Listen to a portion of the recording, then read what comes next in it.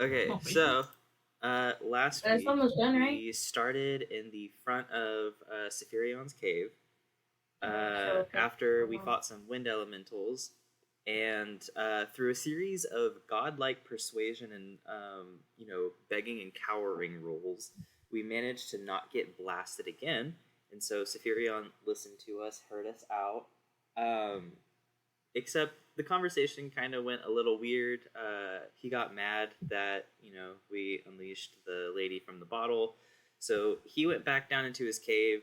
We tried to follow him until a sheen was the one that like slipped and fell. Yeah, I got impaled. Yeah, got impaled on some crystal glass. That's a lot of fun.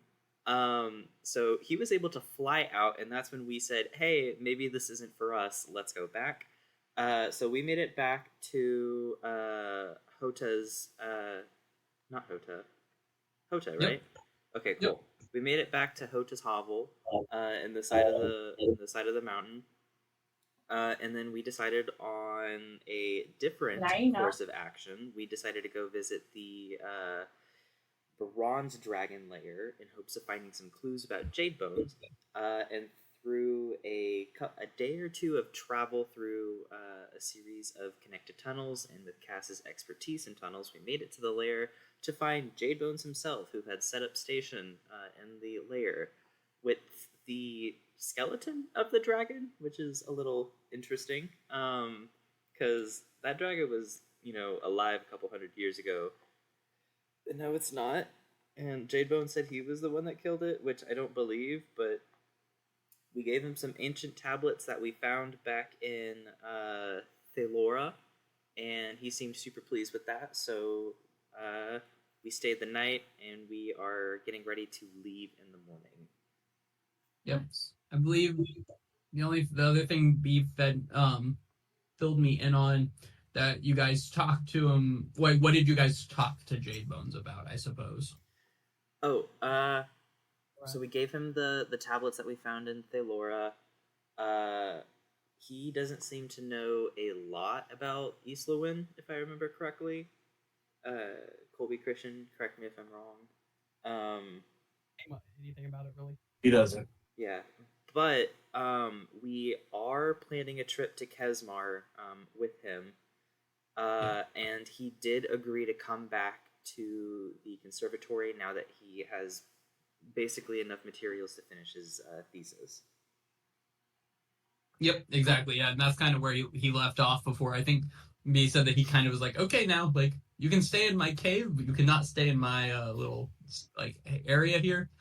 Also, she's not here to remind anyone, but McKaylee did say that Cass was going to try and take a dragon's tooth on the way out, and that Jade Bones was so preoccupied in his work that he probably wouldn't notice. No, that's fair. Throw me a sleight of hand check for her. One of you. I don't care who. Do you have her modifier? No, just yours. She's not here. I could. It seems like the whole thing. Raven.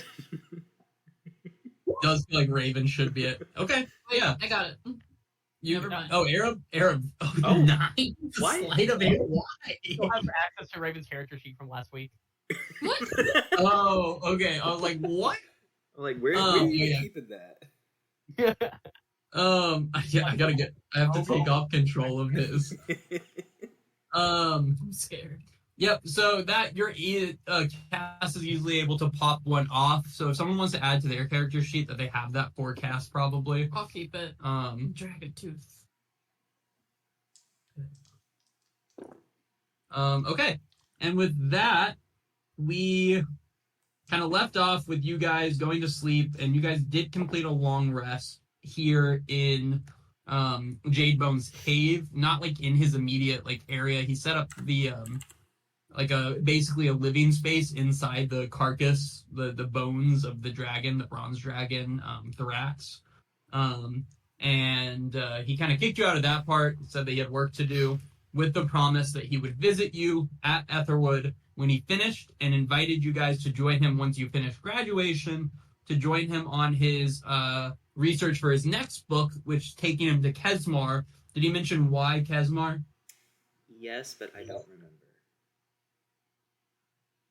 Arab? Nasheen? What are we talking about? Why Kesmar? Why is he going to Kesmar next? You remember that? We were gonna go see Alaric. Yeah. So the guy that's mentioned in a couple books that Arab has read that had some connection to his issues that have been going on, there's rumors that he might still be alive, just very old in Kesmar. And that is of interest to Jade Bones and by extension the lot of you. And so with that, let's take up the next morning. You guys wake up inside this cave. What do you guys want to do? Did we discuss how we're getting to Kesmar? He's gonna come visit y'all at Aetherwood, so it kind of feels like he'd figure it out later. Also, you guys are promised an airship upon graduation, so there's that. Got you. Okay. Okay. I'm happy that was discussed because I thought we were leaving from here to do that. Yeah. No. No. In that case, we've done our job, guys. Yeah. Do we go home? Are we done? Well, or are we gonna try to escort Jade Bones back, or? No, he said he was going to spend some time finishing up, and then he would make his way back to the conservatory, I think. That's what I thought, yeah. So, do you want to go home by Boltorum? Because I don't know how welcome we'll be back in, the D's. As long as we don't go back through the wastes or Thalora, I'm fine.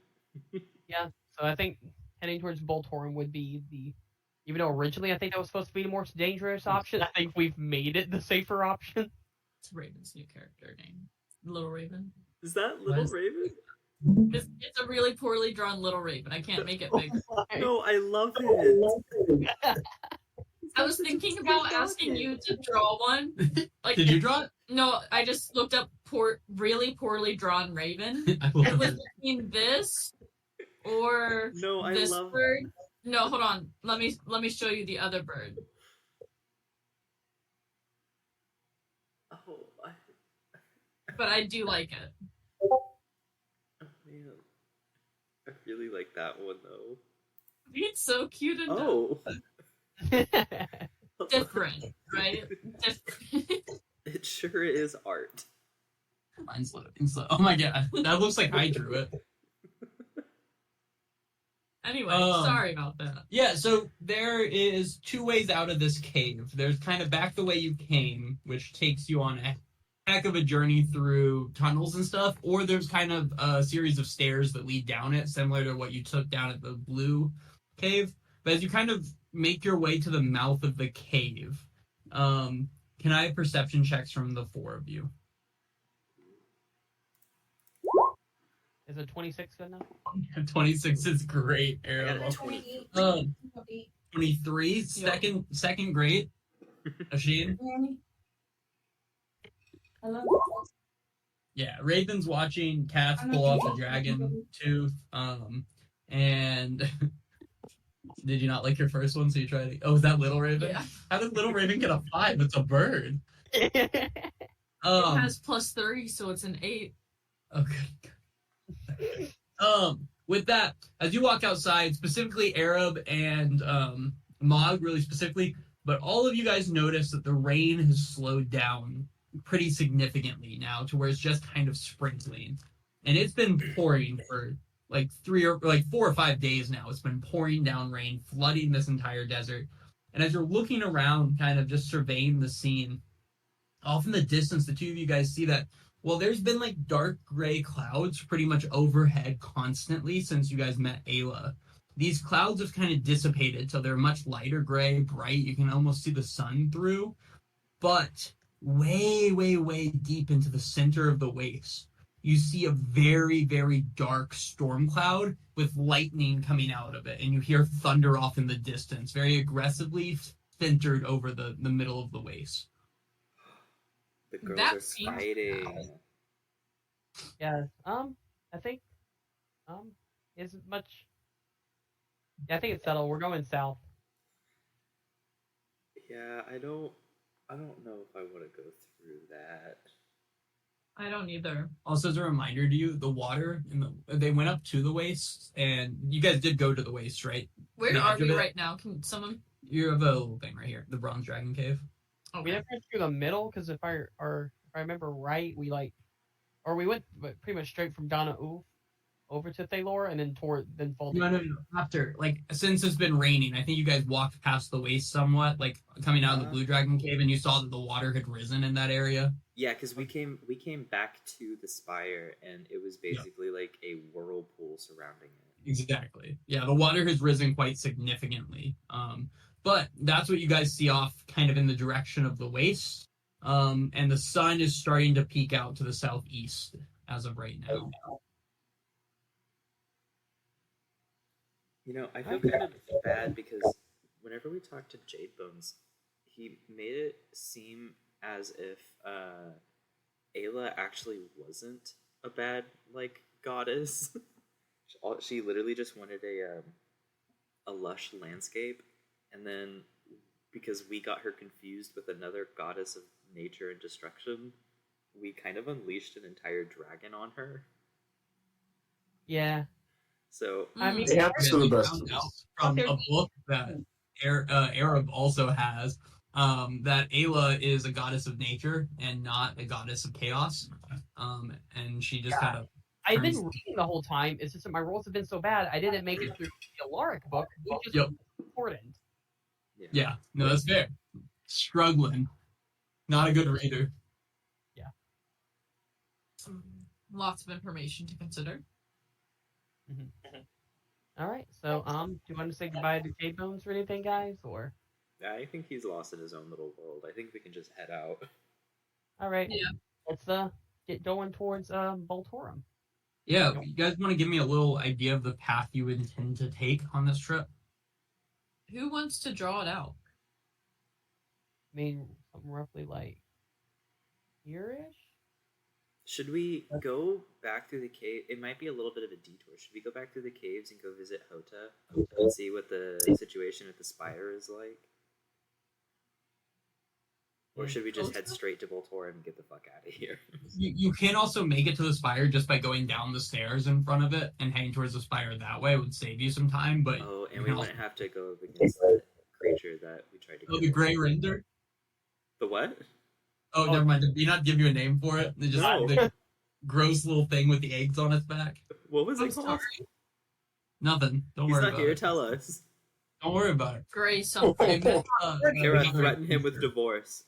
They I swear. murdered a mother in the middle of her her home in the caves. But then I think talked them out of murdering the mother. Well, we kind of realized after Cass of all people missed 3 shots in a row, and we're like, okay, it's gonna take a lot to kill this thing, and we probably could have just missed it anyway. So let's just head out. I think Eam cast hypnotic pattern and froze both the mother and its babies, and so we took that opportunity to dip. Nice. Way to use a more non-violent approach, y'all.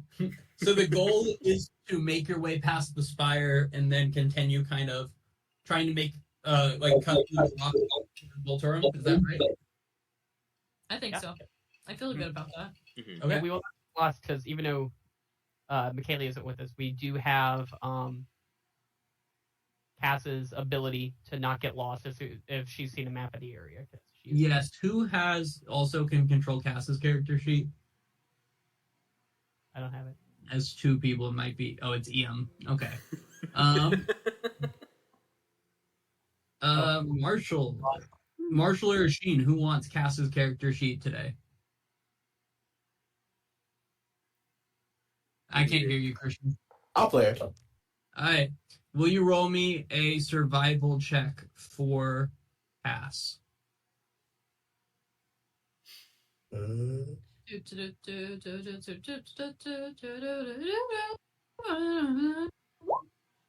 Nice. Yeah, okay. Yeah, you guys are able to make your way down the stairs pretty well and then back down to the spire. Now, the last time you guys were at the spire, it was mad flooded, right? There was water up to the entrance to the cave, causing a whirlpool entering through here to where people were still trying to get to it, but there wasn't the line of people standing there. Instead, it was people swimming into the entrance of this. As you get here today, what you're seeing is more of the same, albeit the water has gone down about a couple feet. Not significantly. It's still quite high. Up there, it's still getting close to the top of it was Tina and Galena's towers. It's still getting close to that height that they have next to it. But it is starting to go down ever so slightly. And as you guys are kind of approaching this, you guys hear more lightning or you hear more thunder off behind you in the direction of the waste. And you see, again, people kind of starting to come back out of the cliffs and start swimming over towards the spiral, kind of almost like treading water in a bit of a line in front of it, is where you're seeing. Should we, like, tell people that that's a portal to the ethereal plane where there's, like, a big war and people go in and just kind of get their heads chopped off? Yeah. Should. Ian, do you have something to make your voice really loud and you just, like, want to yell it out? I do. I don't think EM has thaumaturgy. Do it. I'm gonna clap from the back. I'm gonna expend a rage to get really big. Wait. When he does that, I'm going to turn into second Big Mog. And like back you up in the background, you know, like. And I will cast guidance on him if he's making a performance check or anything. Yes. But I will cast thaumaturgy and I will yell that it's a portal to the ethereal plane where a massive war rages on. Enter at your own risk. You hear a voice call back. Sounds chaotic as hell. I'm in. Fuck yeah, dude. And then I'll get little again. Yeah, you notice a couple people kind of like that are treading water, like look around a little bit. No one really gets out of line, so they just kind of like continue treading water there. As you see another person like freestyle swim straight into it, not coming out, as another person starts kind of like amping themselves up to swim in. I'm going to poke someone nearby who looks like they're gonna go in or currently is in there, and you're like, you know you die in there, right? There's no guarantee. No one's ever come back. Also, your god of chaos was actually like a god of nature. What? I don't think you understood what they learned last session. Malchus is still the god of chaos. No, I'm still confused. And they're like, well, I mean, I guess like chaos brings nature, but like, I mean, I traveled all this way and I've been sitting in like on the cliffs for the last week because of the rain. It feels like I might as well win, right? Well, as long as you know you're about to die, that's fine. I mean, probably not gonna die. But no, like 100% chance you're gonna die. Just like there's no way to know for sure. Look, if you're so confident on it, why don't you guys come in with me? We'll all go in together. Bitch. No. You're right. None of y'all are probably strong enough to take on whatever on the other side. I suppose I'll do it by myself. I'm gonna mage hand tripper. She's in the water. She's swimming. Mage hand. Pull her under. Water. Mako that bitch. Yeah, just pull her under and hold her with mage hand. Yeah, you like splash her, and she's like, "You're the one that came up to me." Like I did it with mage hand. She can't know it was me. She knows she was just splashed. Are we okay? Question: we're not like in the water, right? We're just talking to this person. Like you're talking to this person, you're in the water. But I imagine Mog is up on the elk, so that he's not all the way in. Okay, cool. Just making sure. I imagine the elk is swimming, and you're on the elk's back. Nice. I'm gonna leave. I'm upset. Yeah. So basically, you just kind of see the spire is pretty much in the situation it was before the flooding happened, albeit just like more water. But people are continuing to go in. And, you know, who knows? Yeah, Jade Bones told you guys that he believes there's a portal to the ethereal plane in there. Do you guys know anything about the ethereal plane? Did you learn anything? Just that there was, or Jade Bones said that there was like a massive war raging in the ethereal plane, but other than that, we didn't know any. Mog doesn't know anything about it. Someone throw me an Arcana check for knowledge about the planes. I think Horsey is in the ethereal plane. Oh, Arab doesn't know shit about the ethereal plane. Not? I got a 6. Raven a little bit. It's Raven. I got a 12. Does she? Yeah, but Sarah, our magic man. This isn't a Sheen moment right here. Yeah, it is. Don't worry about Cassarium. But the ethereal plane is a mirror plane. Similar to the Feywild, it exists on exactly the same place here as it does there. So if you're in the ethereal plane, you're in some type of different world, but it looks like a mirror of this one. So it, like, what's that? They're on the GM layer. Exactly. The ethereal plane is the GM layer. So you know that it's that. Besides that, you know quite a bit about the ethereal plane. That is basically filled with a mixture of things. There's like there are different types of creatures that can basically travel back and forth from the ethereal and material plane. There are a number of ghosts and ghouls and banshee type creatures all throughout the ethereal plane.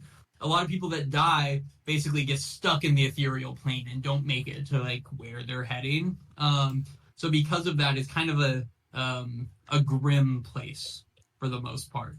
And yeah, Jadebone basically told you that there's some war going on between some like high powerful deities on the other side. If you enter through this, is what his understanding of it is. But yeah. That's scary. I don't want to go there. Yeah, no. Can we see Hota anywhere?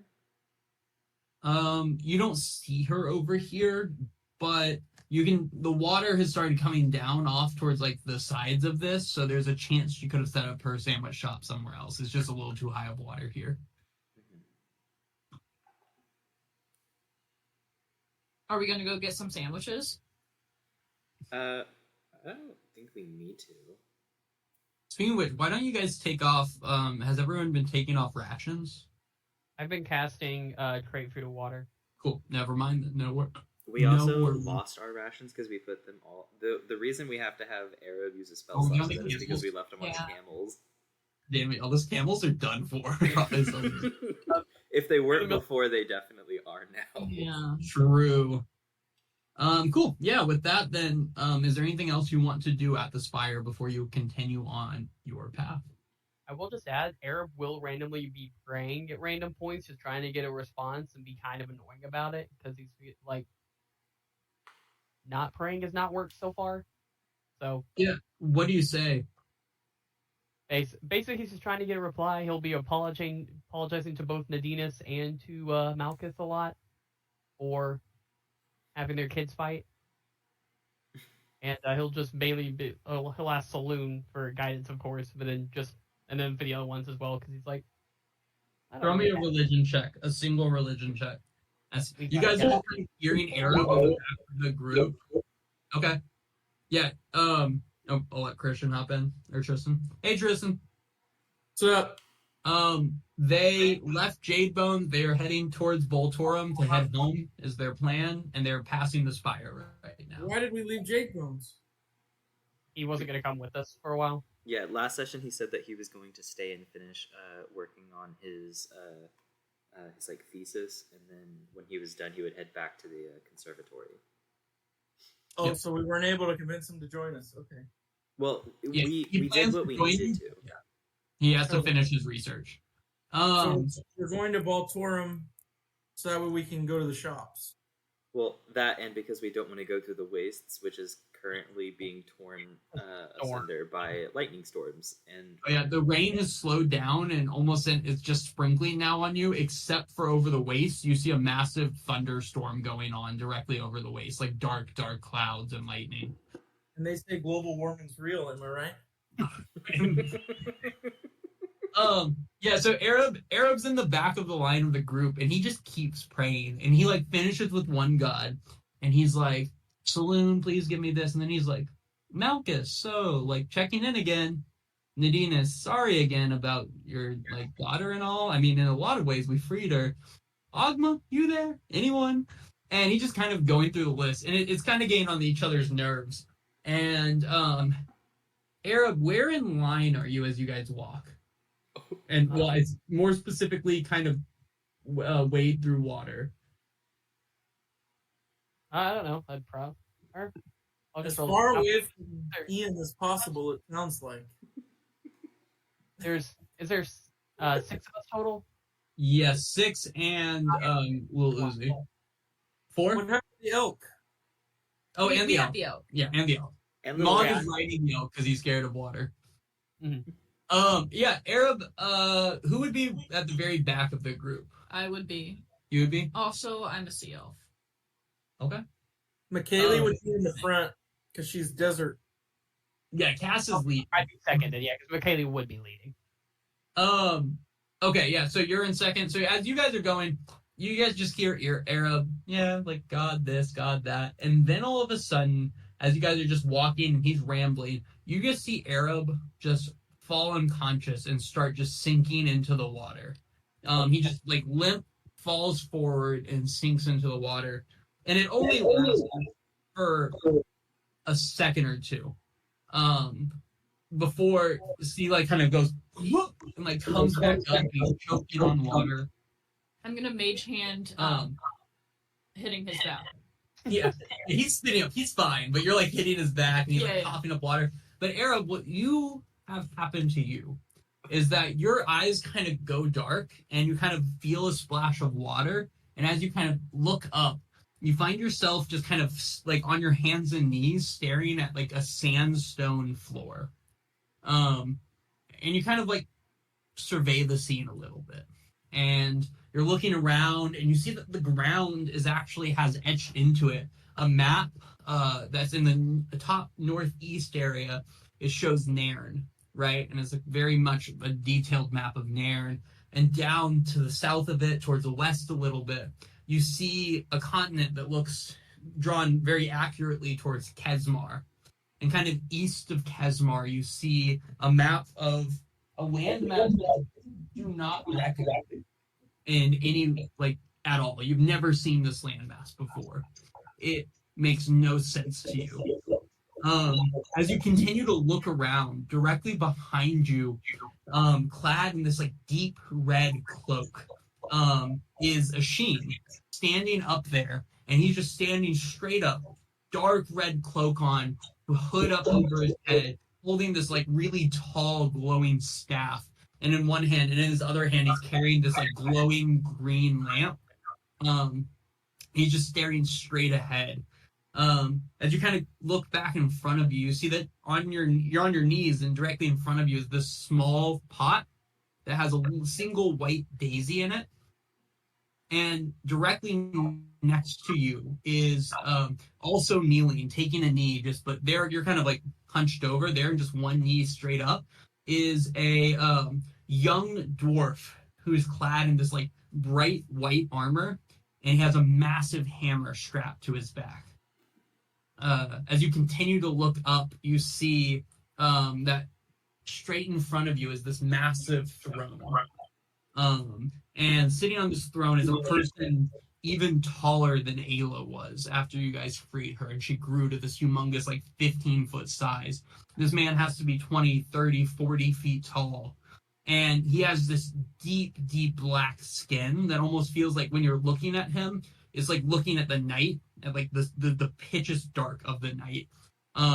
Is what his skin looks like, and he has this long gray-white beard and this like crazy out there gray-white hair that's sticking out in all directions, also incredibly long. As you're sitting there trying to like figure out what's happening right now, the man stands up without saying anything, and the ground shakes with every step he takes, and he walks over to the dwarf and he smiles at him, this big smile with these like bright white teeth that kind of like glint like kind of stars do in the sky. And the dwarf stands up, and he just pokes the dwarf once in the shoulder. And from a small chink in the dwarf's armor, a small amount of blood begins to drip down, drips down, drips down. And it just drips and drips and drips until the dwarf basically just melts away, and there's nothing left of him there. And then the man turns to you and just puts one finger on your shoulder in the same place, and then he frowns and goes, "It is not yet our time to meet." And then you're splashing in the water, just coughing up water in front of everyone. You were gone for a second or two. Looks like you just slipped and fell in the water to everyone else. Are you good?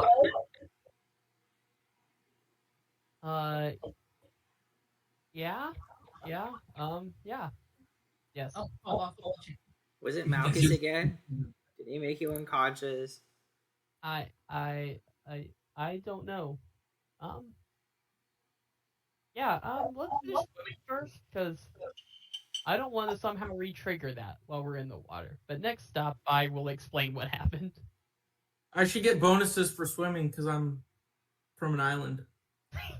Get bonuses for swimming. Yeah, as you guys walk away from the spire, the ground lifts up slightly, and it's not long that you have to actually kind of be swimming a little bit before you're getting to here, and the water kind of starts going down and down to the point where you're able to walk again on the sand. And the rain, the sprinkling continues to go lower and lower until it is too dark to continue walking. And I assume you guys are setting up your stuff the same as always. Yes, I think so. Can I have perception checks for my elves for each of their nighttime debauches, I suppose? There's Okay. movies. I mean, and Arab would like to read his book more, if possible. Hey, give me an intelligence check. Ashin's not watching. Ashin's lying. He says he's on watch. Yeah, Arab, you got nothing. You're No. tired. It's been a day. Your brain is shook. Who knows what just happened? Ashin, even with that perception check, a couple hours into your shift, you notice that the rain picks up again. Quite heavily, the rain picks up again. And almost like to the point where it was pouring down as it was constantly on you guys the last 4 or 5 days before this. And the next morning, can I have perception checks from everyone again? As you all wake up, 8, 22, yeah, Arab, that's enough. That dark cloud that you saw off in the distance over the waste is no longer there. Instead, the entire sky is a dark black cloud again, as the rain continues to pour down at full speed. Does anyone here have the like paladin vibe check thing? The paladin. You know what I'm talking about. Thank goodness. That's great. Like Iam's like, oh yeah, paladin vibe check. Yeah, I got that. He has the spell. That would not help us here. Well, Hey, but if you're within 30 feet, you're set. I didn't mean to put that. Clairvoyance. Where are you casting it? 1 mile away. No, yeah. You just wake up to the rain back as if it had never slowed down, and it continuing to just pour down. But a noticeable lack of thunder and lightning in the sky. I want to take this as a good sign that Alo won the fight, and but now I feel bad because is the desert going to continue to flood, or is it actually going to grow lush? Fuck 'em. it might have to flood before it can grow lush. I know you guys want to hang out here for a few weeks, months. You can just No. set up. I don't think personally we can do anything to help out. I mean, if So Saphira is it goes time out of to the go way, back? we might be able to talk to Ayla. We've already done enough damage. We really have. We did fuck this entire area. Let's see, we released an ancient god, brought back the reincarnation of evil, and then sicked a dragon on the newly released god. Yeah, that's cool. it. That's fine. So you're continuing to walk on? I feel bad about what we've done. I don't know what to tell you. What's the plan for the day then? Righting some wrongs, saying ain't my job, walking out of here. So how do we right any wrongs? Sometimes the best moral thing to do is to alert the proper authorities. So Can we just go back to school? Yeah, let's do. We're just Yeah, I got a lot of classes I gotta take. Sheen hasn't seen his girlfriend in like a month and a half. It's been a My minute. girlfriend. Fuck that bitch. It's We- been a minute, and I We- kind of It's miss been- it. Y'all And have been school. gone from school at this point nearly 2 weeks. That's That's it. it? It's just been 2 weeks. What do you mean that's Like it? so You much flew longer. into the other city. You were there for what, a night? 2 Yeah, nights, like and you found the 3. stuff, and then you've been in the waste for, a week and a half. Yeah, about 2 weeks you've been gone. It feels like a lot, right? It feels like we've really been gone a does. year at this point. Easily. time moves a lot faster when you're at school because you guys are just kind of doing school most of the time. So, with that, then, can I have 2d20 plus 8 or 2d10 plus 8 for your mileage for today as you continue marching along Voltorum? I got it. Let's see 18 total. Okay. You guys spend the day marching. Cass is leading the way, feeling confident as hell. Does anyone have any, I guess, specific things they're doing during this day? Maud does, but it depends on something else. Does Ashin have access to any sort of spells that do like lightning damage? Yes, actually. What do you have? I can make a lightning ball, Ooh. but that she asks. Mog is going to ask you to explain it to him as he carves a new rune into his cleaver. Oh. I'm gonna show him my book that I write spells in. Hell yeah. Mog will take the day carving the Uvar rune into his cleaver right beneath the what's the other one called? The Ild rune. And if need be, I'll use my tiny quill to like really help him if need be. Hell yeah. Nice. And then to show it off, if we ever get to a point where we take a break, Mog will rage and then sheath his cleaver in lightning. Damn. Instead of just cool. fire. Because I can he change raised the the mountain. element that my weapon does, but thematically it didn't make sense for Mog to do anything other than fire. But now that he's been struck by a lightning breath from a dragon, I figured, hey, he could use that. He's like, wait, this was an option? I like it. I like what I'm hearing. With that, you guys continue to march. And it's kind of interesting. That first part of the hike today, as you're going, is through like tight cliffs where you're kind of hoping Cass knows what she's doing because it feels like guessing. As there's like really narrow passageways you're sliding between where you kind of barely fit between these passageways, but they always seem to open up to more. But you're just going in between cliffs. The cliffs are high next to you the entire day where you can't really tell how far you've gone.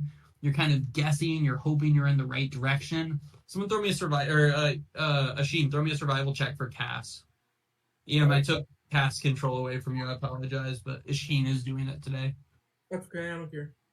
He's like, yeah, fuck it, I guess. I only did it all day last time, but why did you have Cass's? Cass was here last week. I've had it since I controlled her like a month ago. Oh, okay, fair enough. Best friend. Yeah, you guys are all just making the assumption Cass is taking you the right way. It feels like she probably is, right? You haven't gotten lost yet out here. It's literally impossible for her to get lost unless it's by magical means. Pretty near it, right? It is. Towards the end of the day, you're still moving through cliffs, but it's starting to get dark. So you're kind of feeling like you need to call it for today. And you find an area that opens up enough that you feel like you could do your spell, that, your little tiny hut spell or whatever it is, for the day. And as you kind of setting that up and you kind of open the tiny hut is what you guys have been using, right? Correct. The rain continues to rain to the point where you kind of see the water level rising around you, making this cliffs you're walking between start to feel more like a swimming pool around you. It's going around your tiny hut currently. So where you guys are at is fine. But the water continues to rise a bit. Can the tiny hut be swept away? It cannot. It's just sitting there like an orb as the water goes around it. Hell yeah. Mog Then stares wide-eyed out of the hut How as it gets how closer. is the water? You guys see Bud kind of like treading water out at a certain point. No, it doesn't get quite up high enough for that, but Bud seems unbothered for the most part. What's that? I was gonna ask how high the water is to our tent. Yep, about 4 feet high in this tunnel that you're in. Not tunnel is not Bud right. is fine. Yeah, he's like 6 feet high. He's an elf. His head's just up. While we're chilling, I would like to study for my bardic magic class. Hey, give me an intelligence check. You too, Arab, if you want to read. Any of the rest of you guys doing anything? Yeah, I need to study. I failed all my classes. The illiterate. Did you bring anything to study on this? He cannot read. I got a class. I was gonna say I think only Ian brought things, so yeah, you're not getting anything. Arab, you're not either. You're illiterate. I want to have Asheen tutor me. In what? Divination spells. Do you know any divination spells, Asheen? I think I do, actually. I think it's a wizard thing. Ian would You're be gonna able to pay- because he has clairvoyance. He knows any divination spells. I think I do.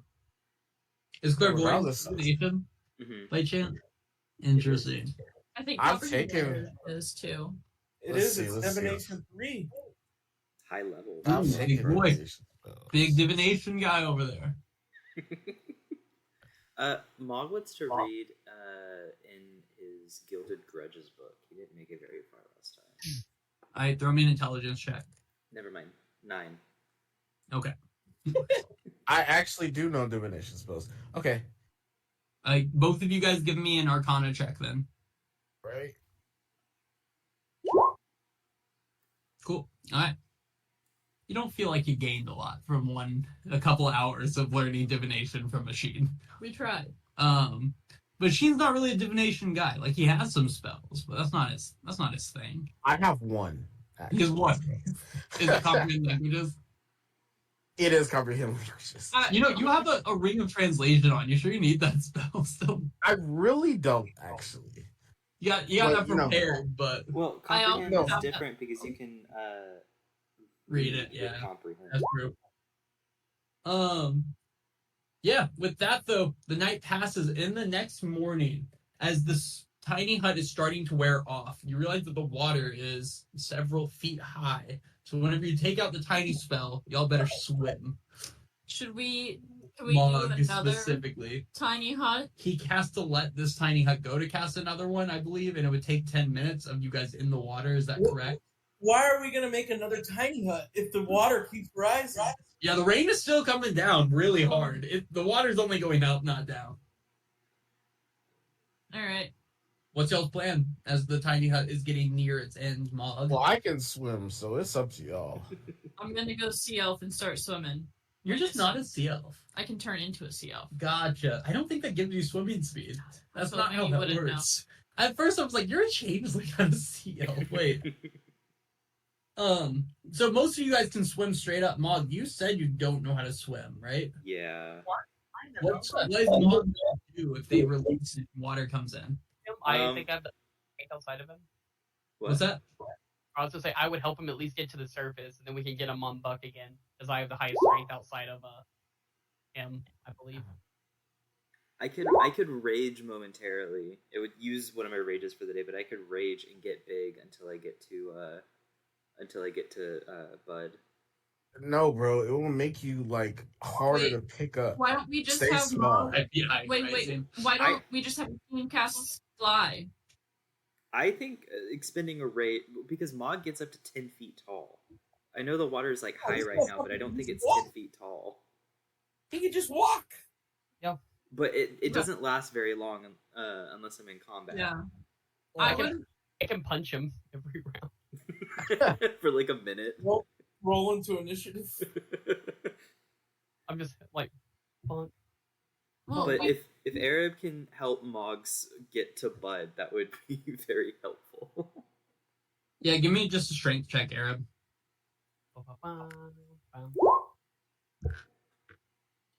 Yeah, everyone kind of makes the plan, and Arab releases the tiny hut, and water comes flushing over you, and it quickly fills up above your head. And Arab's trying to pull Mog up while swimming up, but Mog is like flailing his arms, going like downwards more than upwards. And can I have a con save, Mog, as Arab continues to pull you up? And Arab, what do? He's not coming up with you right now. Can I try to help? I might just like squat down, get really low, and just try to hug him close, and then just try to like launch off the bottom. Hey, Okay. one of y'all give me an athletics check at advantage with you helping, but Mog, what'd you get? I got an 18. Okay. Yeah, Mog, you're like Brett, you're like this. Right. Strength check at advantage from either a Sheen or Arrow. Oh, me? Or One of Mog, them. Mog, yeah, better. A 10? Yeah, that's not enough. Mog continues to just struggle underwater. Mog, throw me another con save. Okay. Oh, gosh. Can I go ahead and rage? Yeah, you give me the con save first because you hadn't at that point, and then you can rage. Wait, hold on. Much worse. 12. A 12? Don't rage yet. What's that? Don't rage yet. You take. Well, no one can tell him that, unfortunately. You're gonna take 2, I don't even know what type of damage. I'm gonna say psychic damage, just because it's in your head right now, and you don't feel good about it. As water, you're like inhaling water at this point, struggling to get up. Oh, Nothing my really gosh. damage. Okay. Yeah. I think in a panic, Mog's gonna get really freaked out and he's gonna rage. Yeah, y'all are sitting there trying to pull him up, and he rages, and he just lifts the 2 of you out of the water so that you're like a good 4 feet above the water now. God. And Mog, yeah, and then quickly, after I think 12 seconds, you're gonna start shrinking back in on yourself. But Bud swims over in time and pops you on your back. Yeah, I'm gonna grab his mane and just pull myself as close to it as possible. Yeah, and with that, you guys continue through that. Can I have my 2d10s plus 8? Yep. Mog didn't quite die, so that's a win, I suppose. That's a great win. 11 total. 11 total No, on no. 2d10 plus 8? Correct. You rolled a 2 and a 1? Get new dice. That's disgusting. I rolled a 1 and a 2. We can't have him roll for us anymore. No, At he's the end done. of the day, you actually it makes a lot of sense because you kind of spend the day swimming, not really walking. But at the end of the day, you get to where water is kind of funneling out of the canyon into a flat area, so the water is much lower. It's hard to tell where you guys are, right? You haven't been here before. You're already told this path is a bit confusing. Again, you're all just kind of hoping Cass is leading you generally in the right direction. Can I have a survival check from Cass?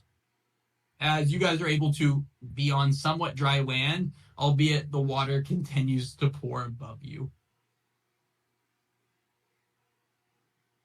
Is there any high ground around us, or are we just in between mountain?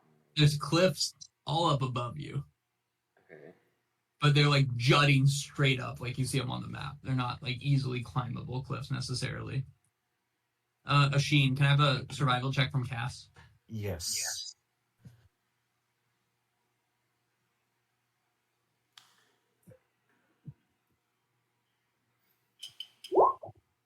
Okay. Based off the stars and Cass's elite work, you guys are probably in this area generally, but it's hard to tell where. This path before you is confusing, and you guys will learn about that before. She has not gotten lost per se, but the rain has flushed out certain areas where you guys have just kind of had her kind of make paths there. She's made paths out of it and continued walking in the right direction, but not quite exactly how intended. Oh, this was the path that we were going to take with the guide. Oh, that's right. What's that? Maybe Hmm. we have a guide. She can't get lost except it's by magic, which I don't know how much a guide would have helped. But a guide, we'd probably be a lot closer if we had the guide. But yeah, no, Kara's right. What can we do about that? There's not much. Not much. But Am I gonna shovel the water out by a bucket? Or Yeah. The day passes and someone give me 2d10 plus 8 for your next day. I vote Raven. We're studying. Yes. Yes. Yeah. Sorry. Intelligence checks for anyone trying to read or study. Is anyone doing anything? Oh, Arab. I'm taking a picture of that. Damn, What is you That's just got Arab. Magma. I'm studying Arab. for my Fey Touch class. Refreshing. Arab? Your copy of the Minor Gods book is gone, completely disintegrated into nothing because of the water. So It's like but- it's like that book that Geth was reading that one time in a rainstorm and it got destroyed. your Minor Gods book is gone. I mean, 2 nat ones. That's just painful. Added Yes. that -1 too. Oh no. That's rough, buddy. You know, I know someone that has a copy of one. Your boy Jade Bones. Yeah, keep track. You have 1 success for studying. We'll go to that later. You're not gonna get a bonus every time you study because that's illogical. You don't get that during the semester. So you're gonna get some bulk bonus at the end of the summer for your courses. Well, I already have plus 2d4. I know that's a problem. It doesn't make any sense. During the semester, you have like 3 chances total to get bonuses to your class rolls, and you're trying to use every day, and I respect it. Make us call you out for it. Yes, sir. Is anyone else reading or anything? Asheen? No, not at all. Given my turtle Alright. food. I rolled a 15 to read in my Gilded Grudges book. Okay. Oh, that's for the next day of traveling? Why did you do that? Wow, so much better than what Ian rolled. The night before. Shut up. But we are obviously we're keeping that because that's just how that works. Yes, Nah. Mog, I'm gonna add that in later. That tab fine. takes forever to load. You rolled a 14 on Gilded Grudges? 15. 15. Not much of a difference, but if it counts, it counts. I will add that in a bit. Arab, it doesn't make sense for you to roll as like 5 in a row that are below a 8. Did you refresh? I did. Do it again. Yep, the next day you guys walk and you feel like you're not getting far. But can I have the survival check for Cass at the end of the day? What's Lil Uzi doing in the D's? In the what? Chilling. Lil Uzi's in the Oh, he D's. didn't come with y'all. He went back in the... Yes. Cass is certain you guys have made it to here. Nice. Back on track. Yeah, once she got back into the open area, she felt pretty solid about the path. And she said you guys are probably at the pace you're going 3 days, at a normal pace 2 days away from Voltorum. But the pace y'all are going 3. So can I have 2d10 plus 8 for the next? Oh, sorry. Anything this evening, you guys? Yeah, if you're not going to give me more bonuses, I'll read my fucking book. Oh my goodness. All right. Oh, my God. How good of studying do you think you're doing during a trip like this? He's writing a dissertation. What book are you reading, Ian? The only book I haven't finished, the Naren Myths and Legends. I'm going to keep track of that as well. I'll add these all in at the break. Well, it's my best one so far. Okay, That's a almost double digits. Arab, you're going to get 1 page for your book from all the reading you've done so far. I mean, there's only like 8 pages in these books, but what book are you reading? The Alark one. Okay. Oh, I lost service. Isn't the Alark when you just lost? No, he said Lesser Gods of Real. Oh, okay. Even Well, made that's a not joke too that bad, because we already learned about Ayla in there, right? He rolls another nat 1. I'm taking away this one, too. No. If Asheen would be so kind, if he's not busy in the evenings, he would like Mog would like Asheen to go over some of Asheen's spells with him again. Yes, sir. Basically, like the like construction of spells that he puts into like magic scrolls and stuff. All right. Arcana as well. 15. Are Are you like working towards something specific? Yes, but it's like a long-term project. Okay, you get a little practice towards it then.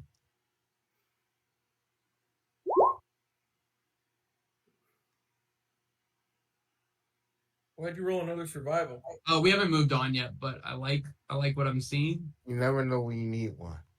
He passes on today. 2d10 plus 8. Tristan, I believe in you again.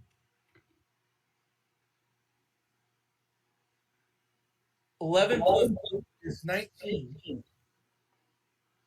19, you said? Yes. Okay. 11. I feel like we should My be. internet gave out on my Safari for some reason. Mac. Honestly. So I'm trying to make notes of what y'all read.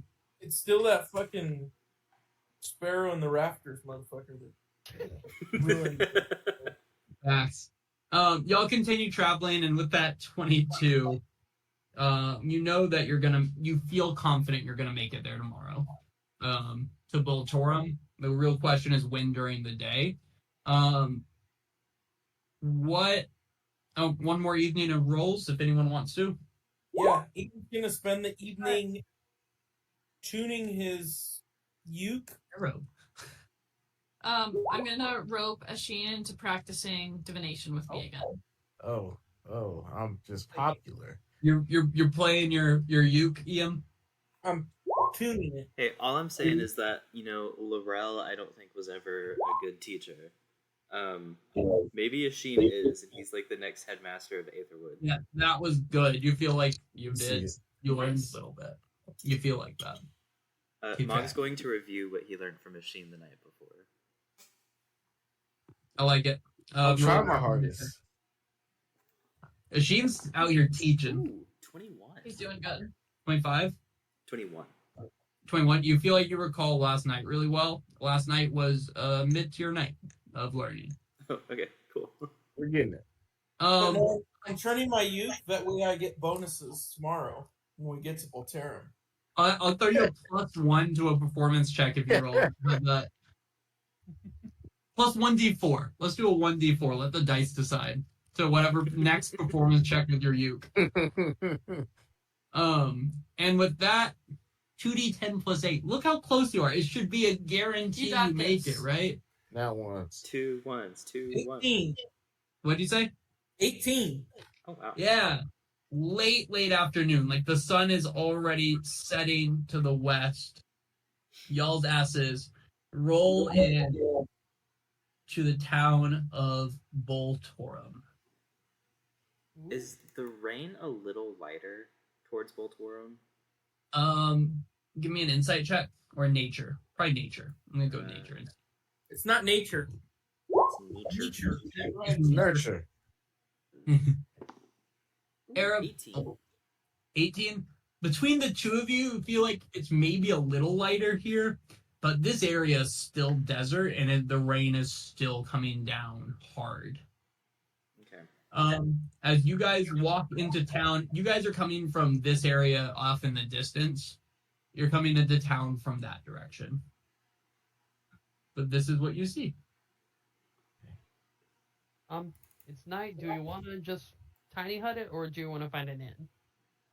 I think we should find a inn so we're not being suspicious, but also because you all stink and we need a bath. I'm fine. You smell the worst. See, we've had a permanent shower for like a few days. I mean, yeah. Yeah, and he smells like a wet dragon. I want to go to the bar to sing. Obviously, I don't drink.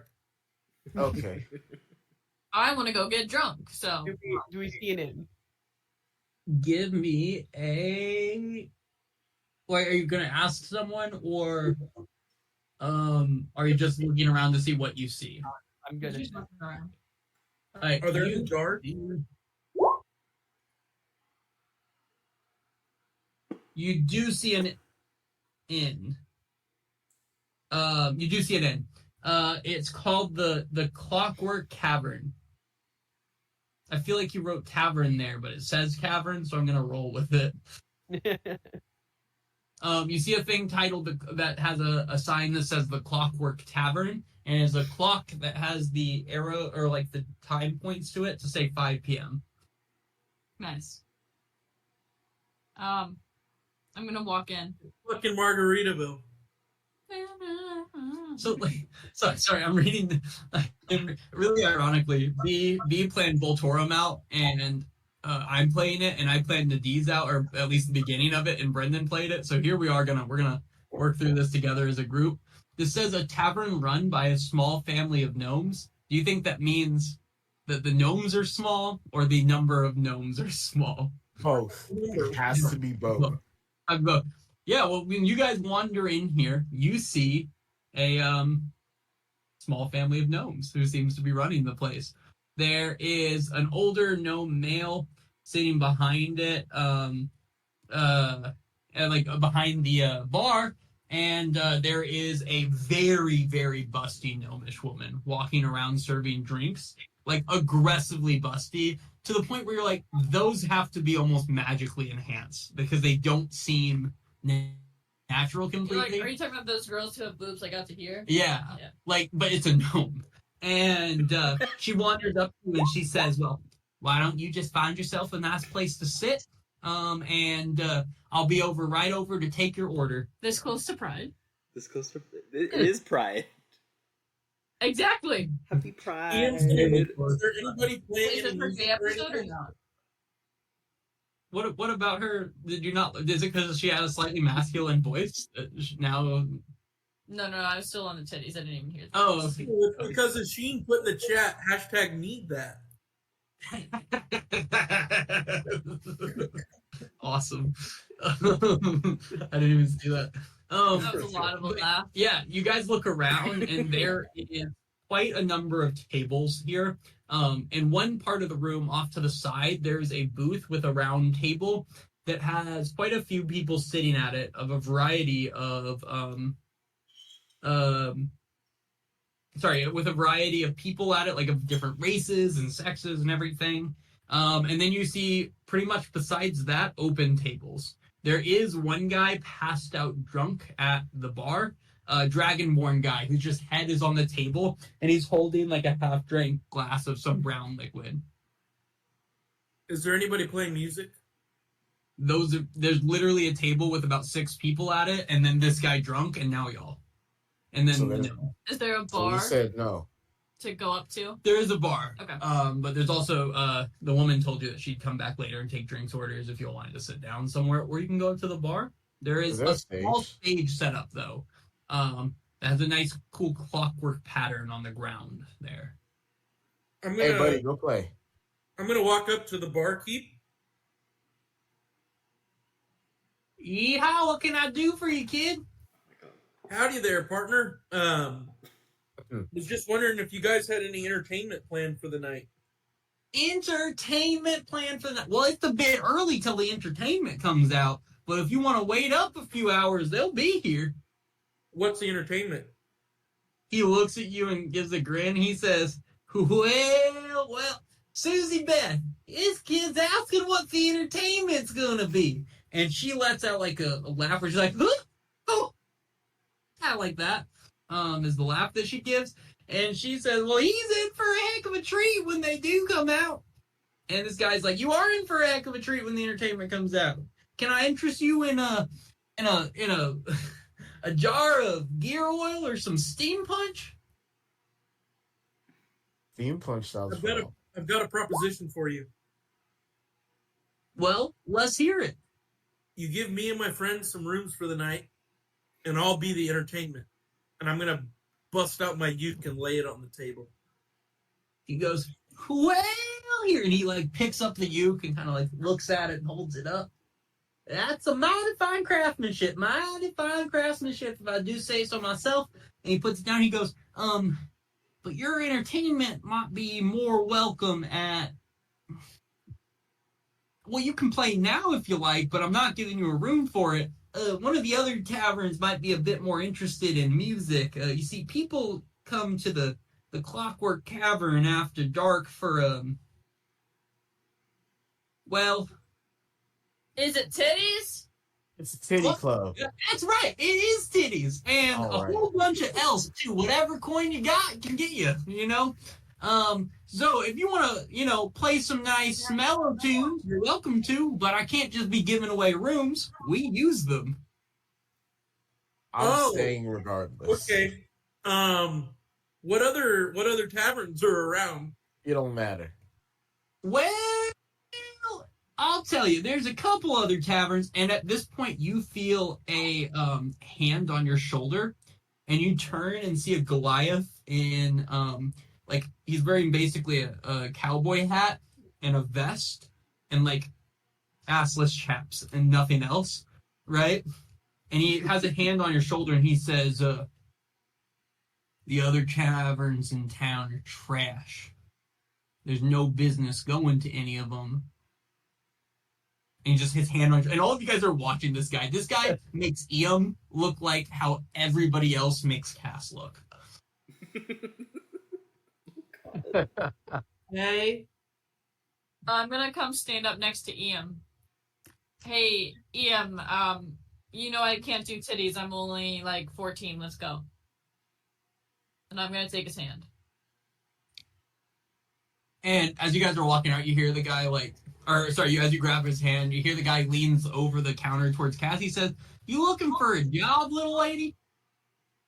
A Cass? Yeah. I think we should leave. Yeah, Mog's gonna kind of step in between them. Also, Mog looks very disappointed in this place in general. He was expecting more because this was a town he really wanted to come to. I remember that half of y'all wanted to come here, half the other. This big dude spits on the ground that's just a gross, dark brown, spit to the ground. He says, "I best not see your asses coming back in any of the other taverns either. This town's got enough problems without outsiders helping the families," is what he says as the kind of door closes behind you guys. Without outsiders helping the families? Something of families. Oh, that's right. So there's in the book we read about Boltorum, there's there's several super prominent families that basically hold the wealth of the town. And that's the reason the town is even prosperous at all, because their main export was sandstone. And titties. And titties. At least at the Clockwork Cavern, it's titties. That's why they call it cavern and not tavern, if you guys know what I mean. Oh my gosh. Wordplay. During Pride? During Pride. As you guys kind of wander out of this place, right? The sun is starting to set. What you guys see in front of you is kind of the center of town, kind of like what we're seeing on the map here. Kind of feels like it's built around, I want to say that's a fountain, but it kind of looks like a cactus. So I'm going to say a single cactus in a pot, or in an area in the center of town. And you see a number of businesses. The first one is titled the Gilded Golem. The second one is the Prismatic Forge. Here, let me put these in the chat. I have all of them. The Gilded Golem. They sell suits and watches. Forge. Was that in your book on them? Yeah. I have info on the Gilded Golem, Clockwork Cavern, Prismatic Forge, Great Anvil, and the Ruby Reservoir and Glitter Golds. Also, yeah, you don't see you don't see the reservoir or the anvil from here. That's fair. You also see a place called Glitter Golds. They sell gems. And there's a statue that is only goes up to mid belly. It looks completely unfinished. You can see the wooden stuff where they were still working on a statue. And then you see a place called the Vortex Tavern. And one on the outskirts of towns called Vicolos. Those are the businesses that you see. Okay. Is and the Vicolos has a lot of people going in and out of it. Sorry. Is if Mog goes up and looks at the statue, is that the half finished thing of the old King of Kesmar? Correct. Because the book we read called it a colossus. Yeah. It comes up to our stomach. No. The statue is only up to the belly high. They didn't finish it. It's a. Oh. Okay, I thought It's you were. It's a large statue, but Okay. it's half finished. Okay, I thought you said it was. Sorry, not that it only comes up to your belly. I like the idea that the colossus is like belly high, though. It's just a little guy. But correct, yeah. It's the half-finished colossus of Korgar Stoutbeard. Right. And I'm using sending to tell Meredith that we're in Voltorum, ready to be picked up. She ain't coming. She fucking told us she ain't coming. No, well, they send an airship to get us. She did also directly tell you that she can get you out there, but you're gonna have to figure out your own passage back. Oh, I completely forgot. Well, I didn't do that then. Can she respond, by the way? I don't Yes. think To so. I mean, sending she yes. can cancel herself. Was that? You can respond to sending. You can answer. Man, in yeah. Okay. She responds back. Can get one out to you in about a week. Otherwise, on your own. Oh, that's not terrible. All right. We can chill in this town for a week. So we got Can't believe you got threatened the first night. Not to go to any other tavern. In the meantime, I just means you have to lay low. Let's go to the Vortex Tavern. Yeah, I don't want to go to the popular one. Okay. So that's y'all's idea of laying low, then. What's the Gildan Gilded Glitter? yeah. The Does that look like Gilded Glitter Gold Gold? sells suits and watches. Glitter Gold is a Yep. gem shop, and the Prismatic Yep. Forge has magical weapons imbued with elemental energy. Wait, can we go to the magical weapon shop? Shops are closed. Or We've got closing. we've got a whole week. Okay. Alright. We- We'll go to our tavern. So you guys are heading inside the vortex. Yeah. Oh, also, Okay. are there any tabaxis around? For you to fall in love Um, with. Give me a perception check, like out in the streets. Yes. Give me a perception check. That was a low blow, Kara. Just get. Ooh, net one. What the hell is with the backseat? No one. You don't see any tabaxi. No. Okay. Our contact for Voltorum was a tabaxi named Mist of the Morning. As you guys head inside the Vortex Tavern is very much a traditional tavern in a lot of ways. There's a bar, there's a series of, like, with seats at it, there's a series of, like, square tables sitting around. On the back wall, there's some nice booths, several of them, of different sizes. And the place is pretty packed. There's a lot of people. And behind the bar, there is a sleek. Oh.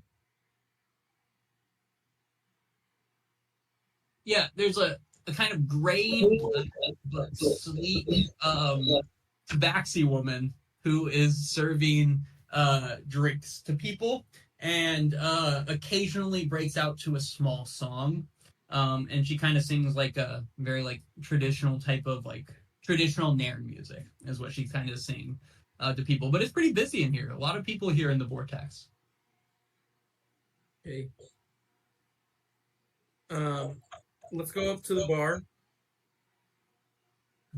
And let's ask this tabaxi woman if sorry, she knows. and also, sorry, real quick. In the center of this, there is a large circle with a small rope around it of just sand, like an almost sand pit in the center of this bar. Sorry, my bad. Let's ask this tabaxi if she is it a litter box? Oh my god. Are you gonna ask her that? It's Ask like her a that. sparring No. ring for entertainment. No, Ask no. her that. No. Ask her that. I'm gonna ask her if she knows our guide. I don't remember his name. We should Come just on, find say out it. her name. Mist of the Morning. As you guys, so you come up and you go up to the tabaxi woman and ask if she knows Mist of the Morning. Yes. Well, I suppose it depends on who's asking, is what I'll say to that. And she says, and blows like a little tuft of hair out of her eyes. And she says, in the meantime, can I get you anything to drink, the lot of you? Yeah, beer or ale for all of us. On me. I'll take a water.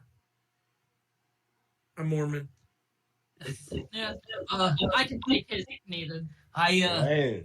We haven't gotten our order of water in for the evening yet.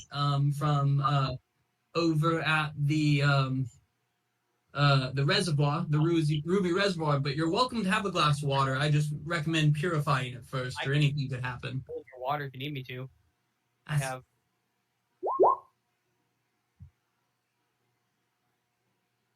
Yeah, you'd actually be doing a bit of a favor for us if you could fill up a small barrel for us. Absolutely. Could it get us a little bit off our room for tonight? Yeah, I swear. How about a free round of drinks? Seems like a fair start. We would have gotten water soon anyway. That works for me. Cool. Yeah, and she's as she's pouring your ale, she goes, "You're obviously new to Boltorum. I lost the voice immediately. You're obviously new to Boltorum, so I'd recommend just a bit of a reminder: don't drink the water unless you're sure it's been purified. It is quite a bit poisonous, especially for outsiders. So keep that in mind. Thank you. But you're looking for Mist of the Morning, then, are you? I guess she's Australian now. I don't know. I'm just going in and out. It's fine. Yeah, he was supposed to be our guide to the spire. Well, he sounds like an attractive man. Most people just call me Misty, she says, though, to you. I was misinformed. I apologize, Miss Morning. Yeah, I was expecting you about 2 weeks ago now. A little more than that. Waited out at the landing pad day after day. Not a single one of you came. We didn't know you were waiting. I'm sorry. Fine. Old Mary said that you might be coming. I didn't want to get my hopes up. I also didn't want to leave you stuck over there for some unsavory lot to find. Well, you made it, I suppose. I've got to finish my shift here, so why don't you make yourselves at home, drink, be merry, stay out of trouble, and we can talk about outfitting you for the desert when my shift's over. So we already went. We're just going to chill here for a week, waiting for our pickup. You're going to chill here for a week? Yeah, that's our plan. Yeah, we started into D's and made our way down, and that was kind of a mistake. You know about the slavery up there? It's a lot. Do I know about slavery in the D's? And you see, when you say that, the bar goes near quiet, and eyes turn to you, quite a few, and she says, Time to go. I'm gonna look down. Oh, guys. She kind of goes, oh, no, I haven't heard that joke about the slavers, though. That was funny. And the crowd kind of goes back to mumbling a little bit. And she says, now, I'm going to ask you guys this.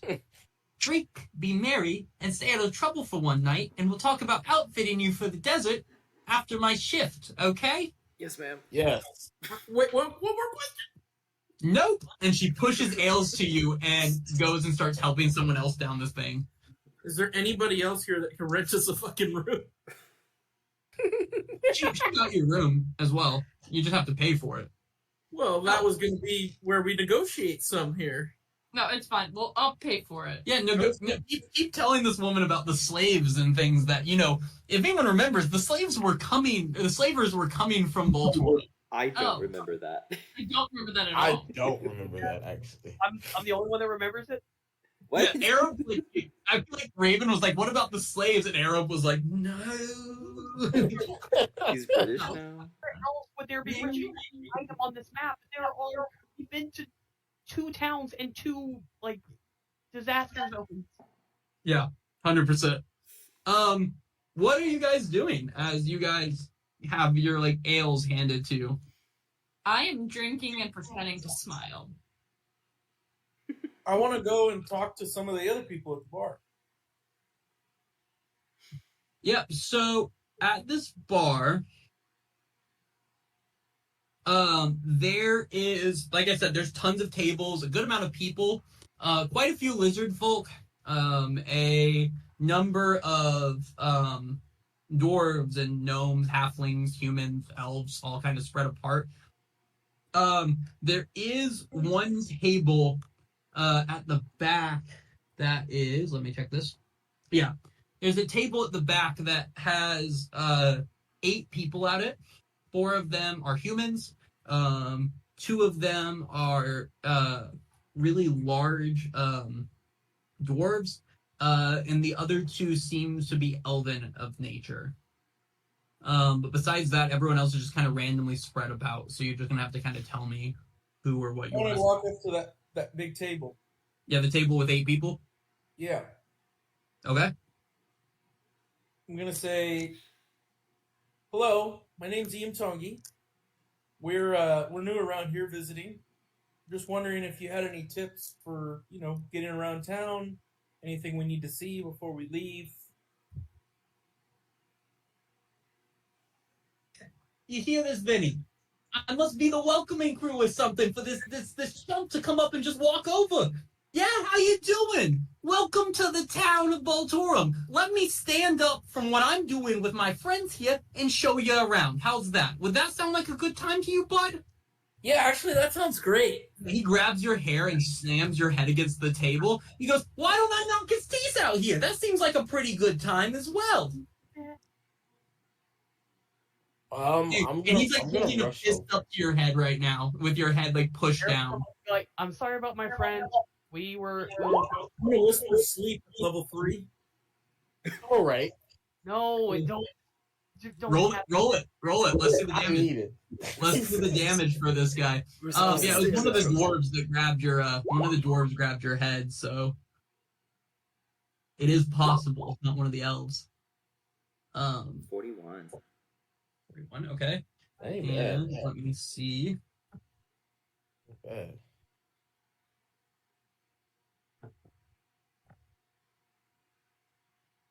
Sorry, I have to check my notes on this.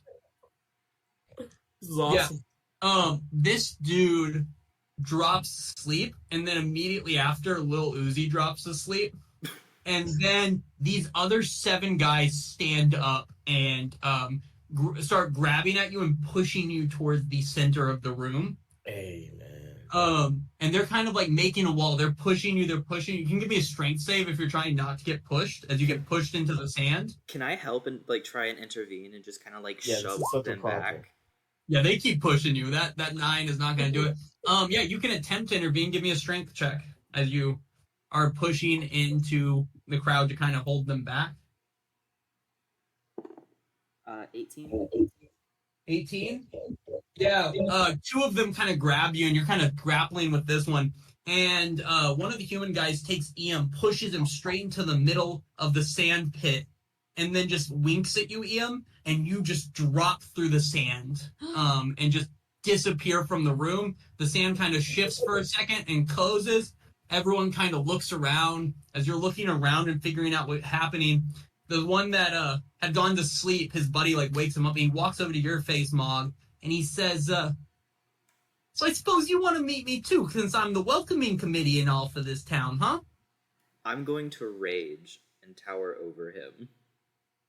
Give me an intimidation check. I think you have it at advantage too, right? Yeah, I do. I have something that gives me advantage on intimidation. So as this is happening, Asheen, what are you doing? Yeah, Asheen's getting ready for a fight. She's gonna fly. 22. I rolled a 19. Raven? A 19? Yeah, 22 total. Okay. While this is happening, I'm going to cast invisibility on myself. Yeah. Um, Goes, ooh. and start sneaking behind the guy who just shoved Ian. Okay. Arab? Arab is just going to be drinking at the bar, just like you would. Okay. Yeah, so all of a sudden, Sheen gets blurry. This dude takes a step behind 2 of the one of the humans and one of the dwarves, and he says, so he's a bit of a big guy, I guess. Okay, big guy, how about this? You forget your friend ever existed. You walk out of here, we go back to our drinks. You go drink at the Colos. Or you know what? Here, go find a nice busty gnome on me. And he throws a gold piece to you. I'm going to let it hit me in the chest, and I'm going to reach over his friends and try and palm his head like a basketball and pick him up. Cool. As soon as you grab his hand, there's two swords directly poking you, and let's roll into initiative. Let's fucking go. It's time. Where the fuck is Ian? Ian's gone. No, Iam's not here. I'm gonna need like 10 or so to get ready. So I'll add the books in too once I get this going. But if you guys want to take 10.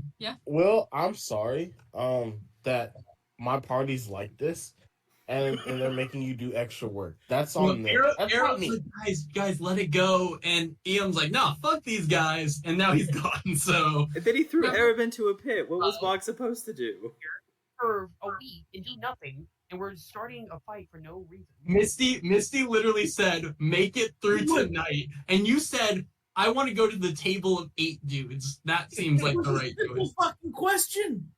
And he very clearly was threatening you and saying go away, and then you cast a spell on him. You did cast a spell on him. Established 5 minutes ago this place is run by the mob, and you cast a spell. Not the mob.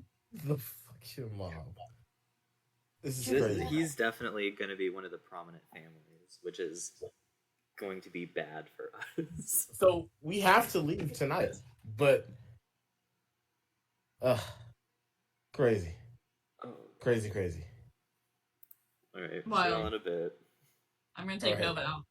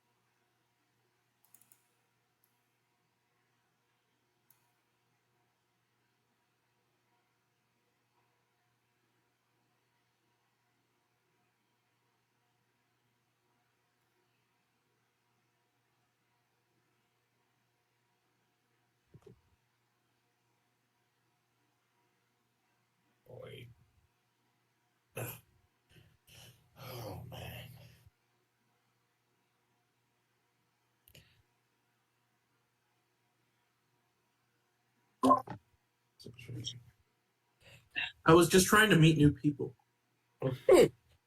No, this is actually pretty pretty You're crazy. muted, Willie.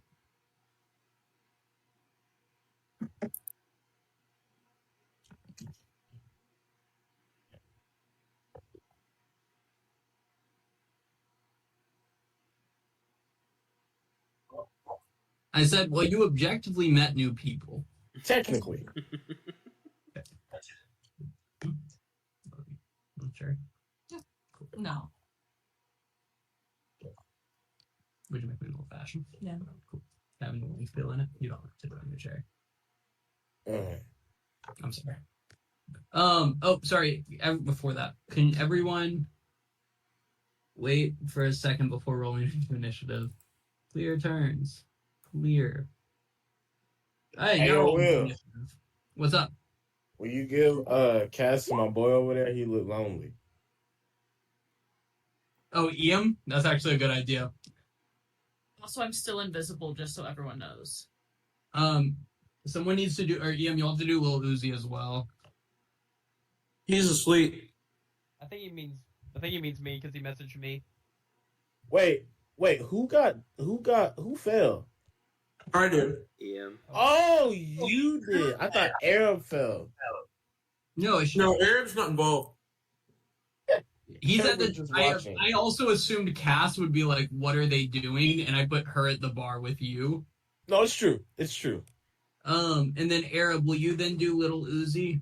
Little Uzi, he's asleep right now, but he'll wake up. I mean, that's not for very long. Gotcha. Nope, not Arab. No, don't edit Arab's character sheet. Oh gosh. Uzi. We like getting in trouble. That's what we do. So Em, you have Cass again. It's actually super nasty. Arab. Alright, roll into initiative for yourself and any alternative characters you are controlling, please, and thinking. Benchmark or Buffalo? That's his life. Benchmark, please.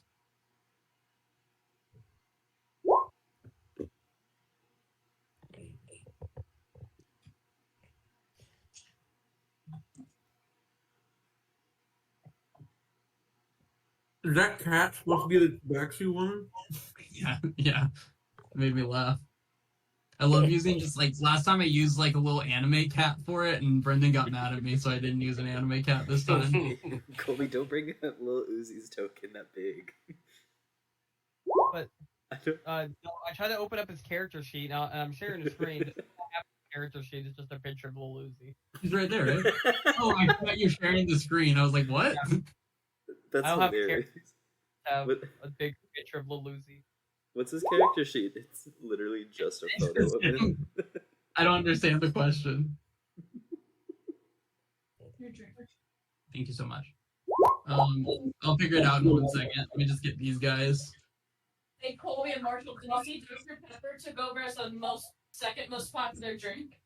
What? Pepsi. I did Second not most see that. popular soft drink in the U.S. I did not see that. That's why getting a degree is important.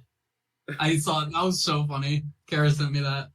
I'm personally a fan of the Dr. Pepper Zero, but to each their own. Arab, you need to take a feat that's just like I automatically get a nat 20 in addition. I don't think you've ever been above the last one to go. He's so good at so many things, but there's a couple specific things. Nope. Reading is one of them. Yeah. I mean, but also in this scenario, it makes sense that he's last in initiative because he is at the bar. No, this one does, but Cast is first. Okay, so I want to set the scene for a moment now that we're all back. Where we're at, what's happened so far. This table had 8 people sitting around it. You guys walked over there, specifically Eam, followed by Asheen, Raven, and Mog.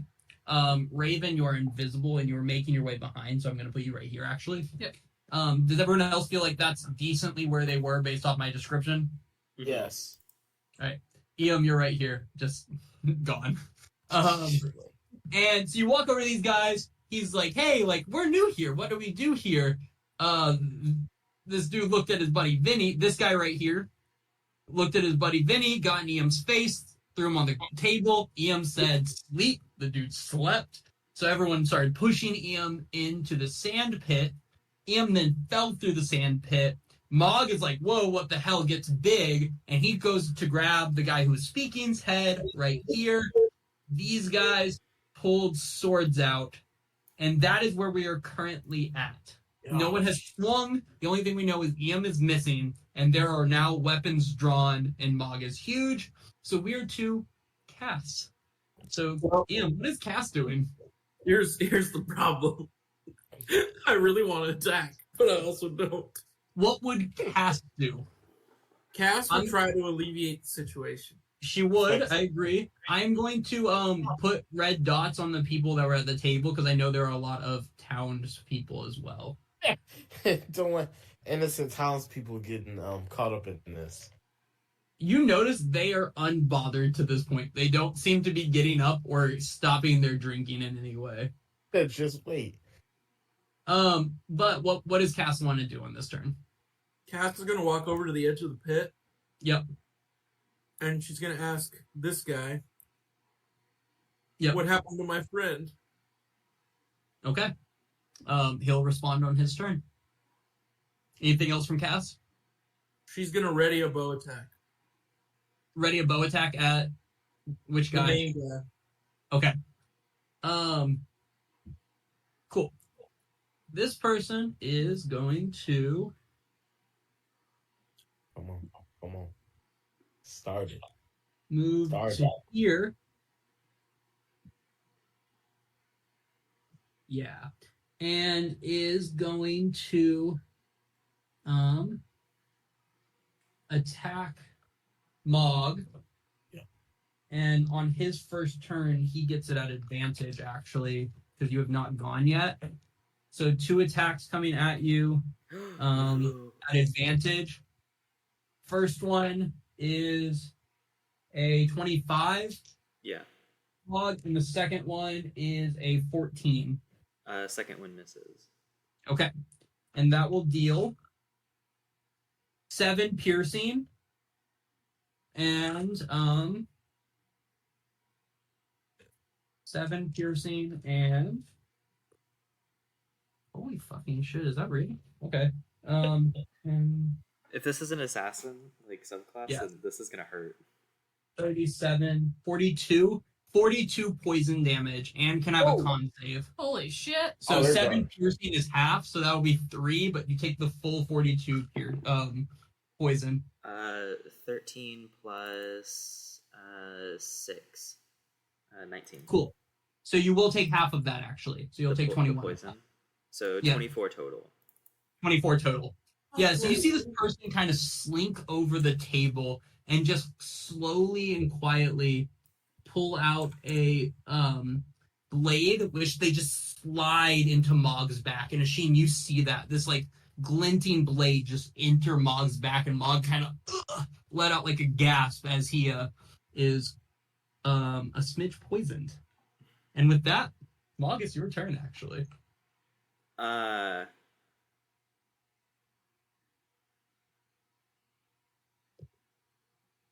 Okay, what did Cass do? Again? Cass talked to this guy and said, like, hey, what happened to my friend? Okay. And has a bow aimed at this guy. Okay. Okay, yeah, Mog's not happy that Ian's gone. But he also doesn't like the fact that someone just snuck up behind him. So I think because he's big, he's going to pull off the cleaver. He's going to Draconic Cry, so the 4 people around me will all have advantage against them. Okay. And I'm going to turn around, and I'm going to take 2 swipes at the assassin. I like it.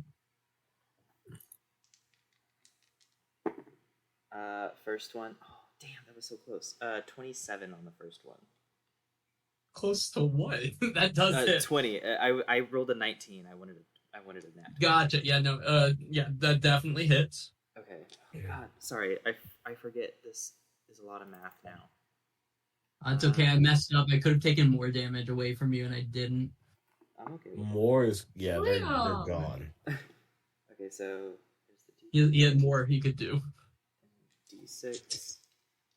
Okay, so that is 10 plus 4 plus 2, so 16 fire damage. Okay. On the first hit, I'm gonna go ahead and throw on a fire strike for another D10 Okay.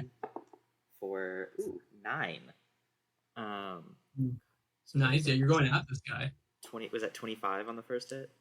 Yes. Okay. Second hit. 16 plus 8 is 24. Definitely hits. Love. And this one does that's a 6. 6 plus 1 plus 6. 13. Okay. And I'm just gonna kind of like side eye this guy, and he's a dwarf, right? Yes. Okay, I'm in Dwarven. I'm going to say, "What did you do with my friend?" Okay. And that's my turn. Asheen. Yes, it is. So You're blurry. What'd you say? You are blurry. Yes, I am. And I'm very happy about that. What I'm going to do is, through my book, I'm going to cast, lightning ball, not fireball, lightning ball here, and it should hit this one. Should hit that one. What's the range? 20. Let's see. It's a 20-foot radius. Okay. Let me real quick. Oh, you got it. That's 5-foot race, 10-foot, 15. Yeah, and you'll be hitting all of them except for the assassin, the guy in the pit, and you will be hitting Raven, but you don't know where Raven is. So right here. Oh, you're moving it now. I thought it didn't hit, but apparently I measured wrong. Right here. To be fair, you don't know where Raven is. She's invisible.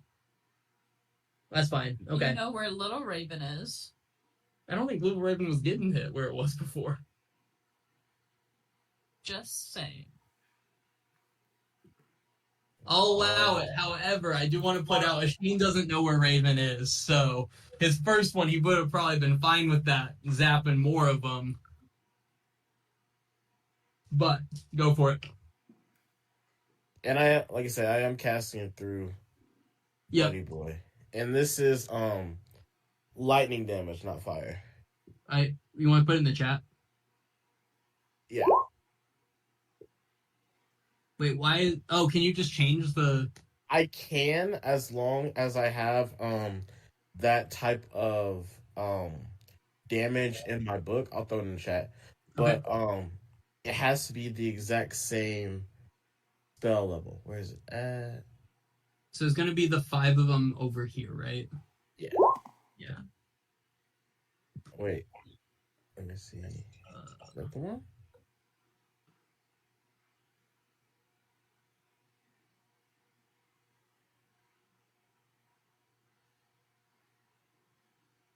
I'm not seeing Correction. It's this one. That other one did not make sense. It's that one. Yep. Okay. Cool. Okay. Then 23 that's actually pretty low, right? It's very low. Okay. 23. If they fail, I'm gonna go clockwise, starting with Bud up here. And he rolls a dex save. Okay, that's a 19 for him, so pass. 5 fail for this guy. So I'm just gonna do the damage real quick. So that's 11 for this guy. This one took full damage. Next one in line is gonna get 2. That's a 12 for him. So that's gonna fail, right? Yep. Okay, and the last one, 17 is going to pass. Oh, sorry, there's one more. And the last one is going to 13. What do they need again? 14. 14. Okay, so 3 fails, 2 passes. Not bad. Okay. Anything else? You And shot the shit out of a few of these guys. good. And Asheen is going to move a little bit Okay. back right here. I like it. And as a bonus action, move this one right here. And that's it. Okay. These guys' turn. These 2 guys are already attacking Mog, and they're just going to continue doing so. Okay, you have 4. Actually, sorry, he is going to shift one this way. And then you have 4 greatsword attacks coming at you. The first 2 are at advantage, the second 2 are not. So, 2 at advantage, Mog. That is a 14. Miss. A 20. Oh, sorry. 19. That hits. No, 20. A 20. Okay. 1 hit. A 23. Hit. And a 10. So 2 hits total? Yes. Okay. So that is going to be a total damage of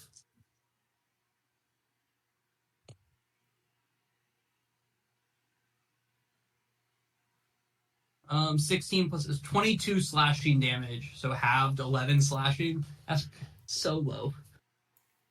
And then you get to the poison damage. No, those guys don't have poison. Kira. I could give them poison, I guess. Let's change it. If that guy took a swing, would cast fire? Because I did That ready. guy, the guy Cass is aiming at has not moved yet. He's going to be coming up soon. But once he starts moving, if he moves, you will. Was that? So, Ian, it is yours. I want to say what you see is your eyes are kind of adjusting and looking around. Have a perception check, Ian. Yeah.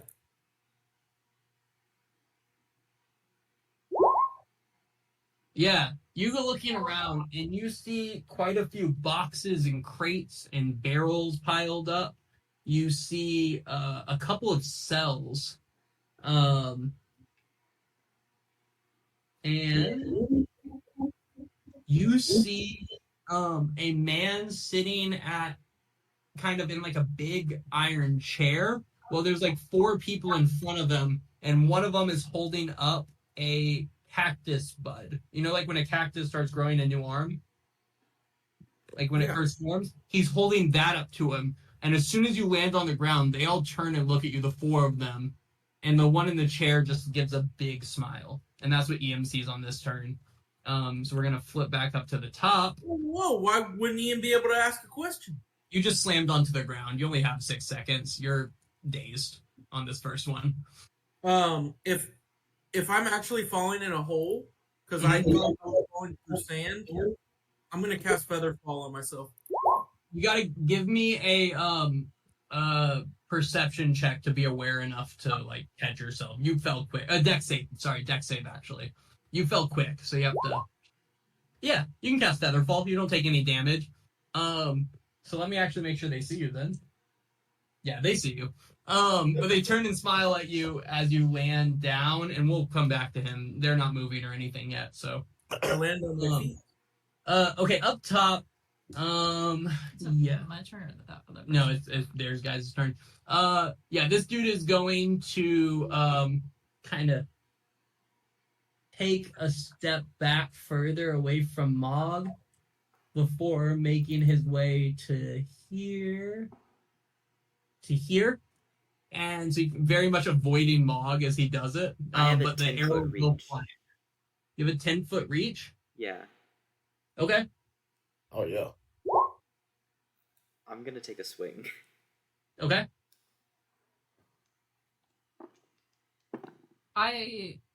No. 16. You'd reveal yourself if you do. You're welcome to. 16 on him, I'm pretty sure hits. He's not their toughest guy. Let me see. 16 hits, yep. And so does that 17 if you want to roll that damage. I am going to attack him. Why are you changing your mind now? It's because they hit? Because I was thinking about it because I know I'm going next. Okay. 10 fire damage. Okay. And the longbow, 8 more. And then the 17 hits. Cool. Yeah, this dude starts moving and you guys pincushion him. And you want to explain how you kill him, Raven? Oh. Yeah. Kind of cherry pick the last shot when there. he's walking by, I'm just going to stick non-lethal? cut his own neck on my sword. Yeah, he just walks straight in and it's like he drops and he just falls to the ground. The one that had started this whole thing with Iam.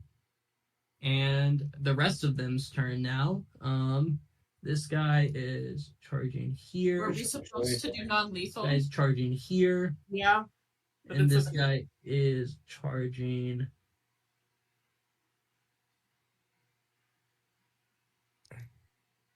here. Oh. Sorry, he's just going to take the shorter route to right there. Okay. I have an attack at a Sheen first. 2 attacks coming at a Sheen. She fucked up. Okay. All right. A Sheen. Hey. Okay. A 19 and a 14. Disadvantage? Why would it be a disadvantage? A blur. Then I need to reroll both those. Okay. So the first one on the 19 at disadvantage is a 13. Nope. Okay. And the 14 at disadvantage is a 14. Wait. Do I have... Let me just check. Oop. Damn. Alright. Shield on the second one. Oh, you're gonna shield the second one? I have to. You have to? Could take a hit. What's this guy gonna do to you? No, okay, you cast shield, which pops it up 5, right? Your AC? Yeah. Okay. Now we have an attack of advantage at advantage against Raven. Yeah. Oh, sorry, 2 Raven. A 21 and a 18. Yeah, those both hit. In my head, I was like, I can uncanny dodge. I already used my. You just use your action to do those things. All right, so that's the first. They both hit you. Okay, so that is a total of max damage. 16 bludgeoning damage. This dude just beats you with a mace over and over. And then Mog, 2 attacks at advantage coming against you. I didn't like the max damage. That was a nice roll for him. 16 hit and a 19 hit. Okay, for a total of near min 7 bludgeoning damage. Halved will be 3 bludgeoning damage From as both he attacks? taps you lightly with his mace. From both attacks? Yep, he rolled a 2 and a 1 for damage against Raven. He rolled 2 6s. So Okay. the one that halves it really should be. It doesn't matter. And that's their turn, and it's to Raven. Hey. Few questions. Can I stand here, or would I be in the pit? It's like 50-50. You can stand there. You can put a foot in the pit. Not like a fall pit, I don't think. I think it's just like a circle and then sand there that he just fell through. Is that right? Hard to tell. On your turn, I'll throw you. You can throw. It's almost your turn. Throw an insight check on, and I'll tell you. Okay. After I'm going to make sure that I keep 1 foot on real ground. Okay. And I'm going to attack the guy between me and Mog. At advantage. Okay. Yeah, it's double advantage basically because Mog already buffed him. Air really been chilling And this I'm whole actually time. going to use. Yeah, he's about to go. We haven't gone through one round quite yet. It's always the first round takes 18. a while. 18. Ooh, wait. 18. Oh. He is gonna parry it, so no, it does not hit. As he kind of and pushes it back against you. very good. Didn't see a parry coming. Very capable. Bonus action, disengage. And your girl is gonna run 5, 10, 15, 20, 25 to right there. Okay. Then Little Raven is gonna fly.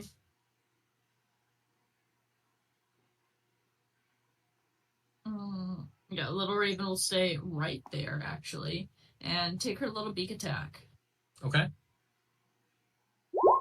Does a 9 hit? Nope. Okay. At advantage though, because Mog yelled at that guy before on his last turn, so 23 Hell yeah. does hit. Take 1 damage. I like it. You peck this guy lightly. Caw. Anything else? No. Arab.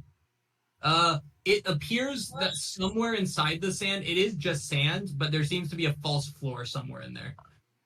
Gotcha. All right, he will move 30 to here. He will use his bonus action to cast Spiritual Weapon.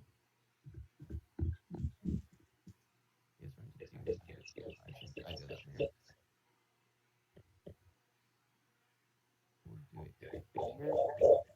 And he will attack that one to the bottom right of him. Okay. That's a double advantage. Are you with range him?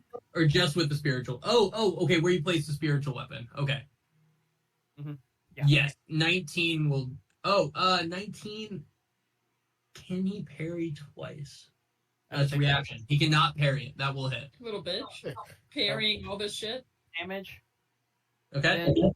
Then, his main action, he will cast Toll the Dead at the assassin. Ooh. Okay. Good move. And they do a save, right? Wisdom save? Yeah. DC. Come on, wisdom save. 16? He passes. Damn. God, barely. He had no buffs either. No one's I got worried. All right. Anything else, Arab? No. Okay. This guy who is like, I guess, waking up finally. I don't know what his goal is. Okay. Okay.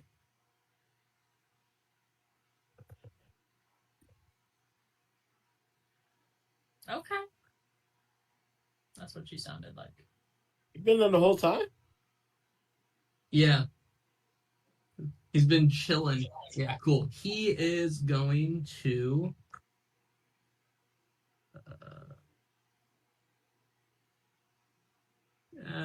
go. God, it's just.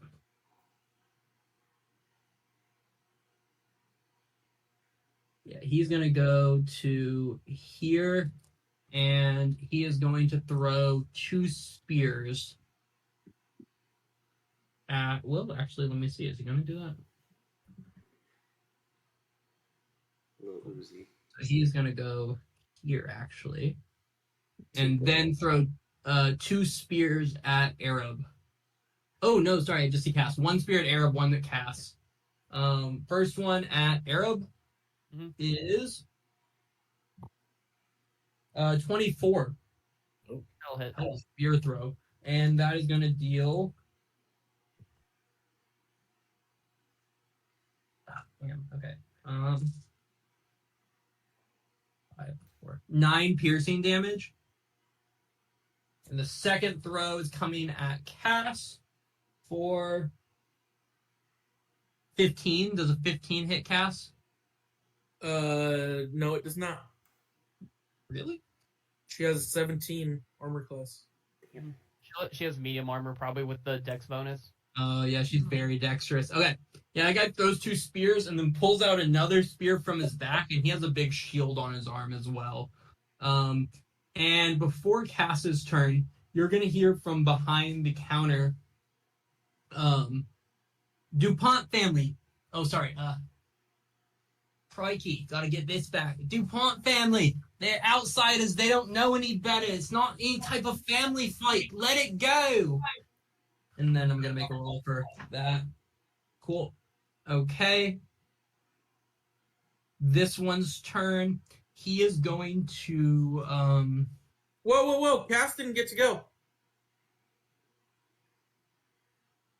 Oh, you're right. It's Cass's turn. She just heard that person yell out, she just heard Misty yell out, DuPont family, let it go. They don't know any better. I Outside. mean, we've killed one of their people, so I don't We think really have. I feel bad about it now. I don't, but I don't either. Fuck them. That's why y'all are my favorite. Fire damage on my bow. Okay. oh my gosh, Double bow attack on Spearman. Light 'em we're up. gonna get kicked out. Spear boy. Okay. Does a 20 hit? 20 does hit. And then give me 1 second. And that should be +4. Plus D4. Okay. And then... Oh, sorry. Pulled up the wrong sheet. Does a 25 hit?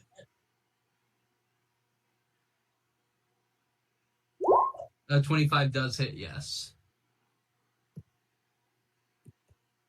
Gosh. 23 total? Out here acting like he's Mog. Yeah. Alright, anything else, Cass? Nope. Alright, the assassin is going to raise this blade underneath Mog's, like behind Mog's neck and his jawline and say, is it true, outsider, you're not here with the families? And he's gonna kind of like put his mouth up closer to your ear than you'd like, with his sword still held up to you. And he's gonna say, we've got one of yours, you got one of ours, call it, and walk out. And then he's going to ready a short sword attack if you move. And that's his turn. Mog.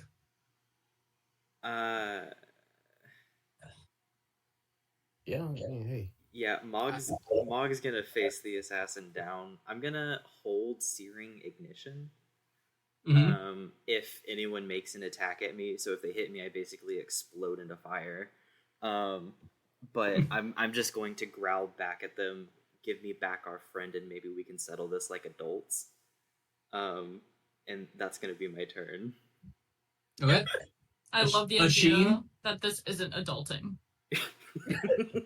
Children do love to stab each other and shoot fire at each other and stuff. I've met plenty of children. They love to stab. No, that's That's fair. true. That's fair. Asheen?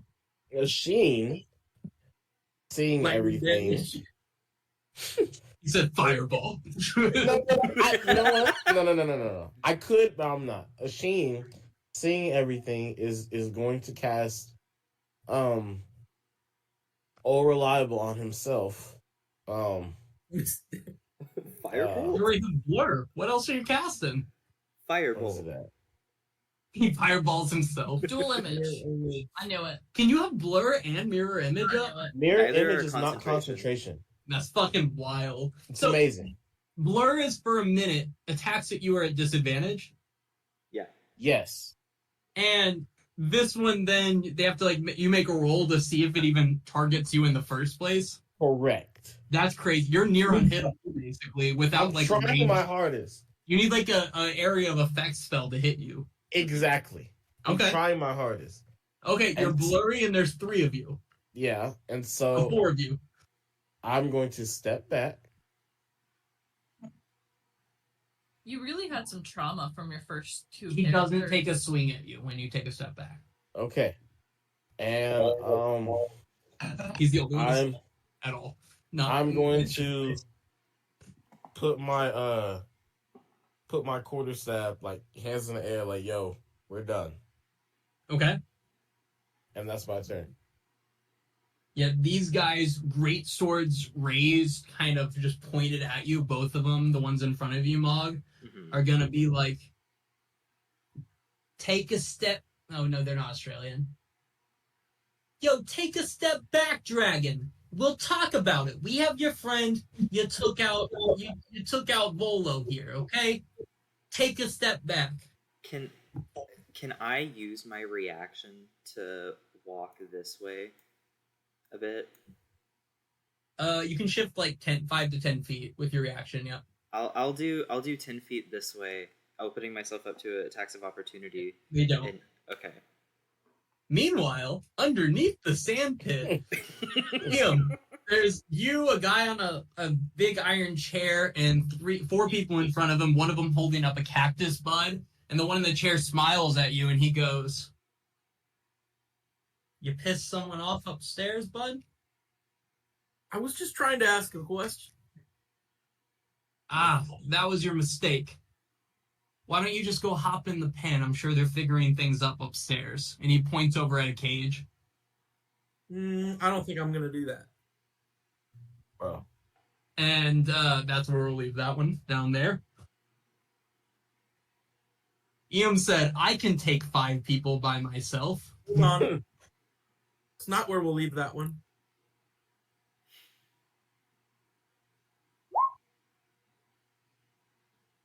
Okay, you cast invisibility on yourself? Yes. Okay. Meanwhile, back upstairs. Raven, hearing everything that's going on, is going to come stand next to Mog. Rapier put away. But she is basically going to be ready to run. And she's going to go, Little Raven, here. And Little Raven goes, flutters over. Okay, anything else? That's it. Oh, well, it wasn't even your turn yet. Yeah, it was. No, these guys go before you. Oh.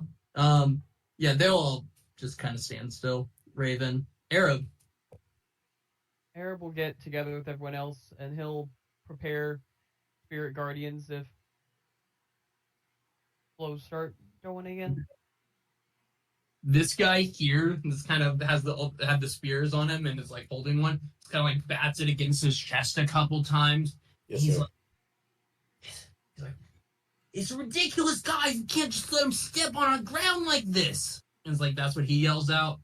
And are we good to pause initiative for the time being? Yeah. I Yes. think so. All right. Ian, we'll pop back down to you in a second and talk about what's happening. And we're going to play out upstairs for a second first, okay? All right.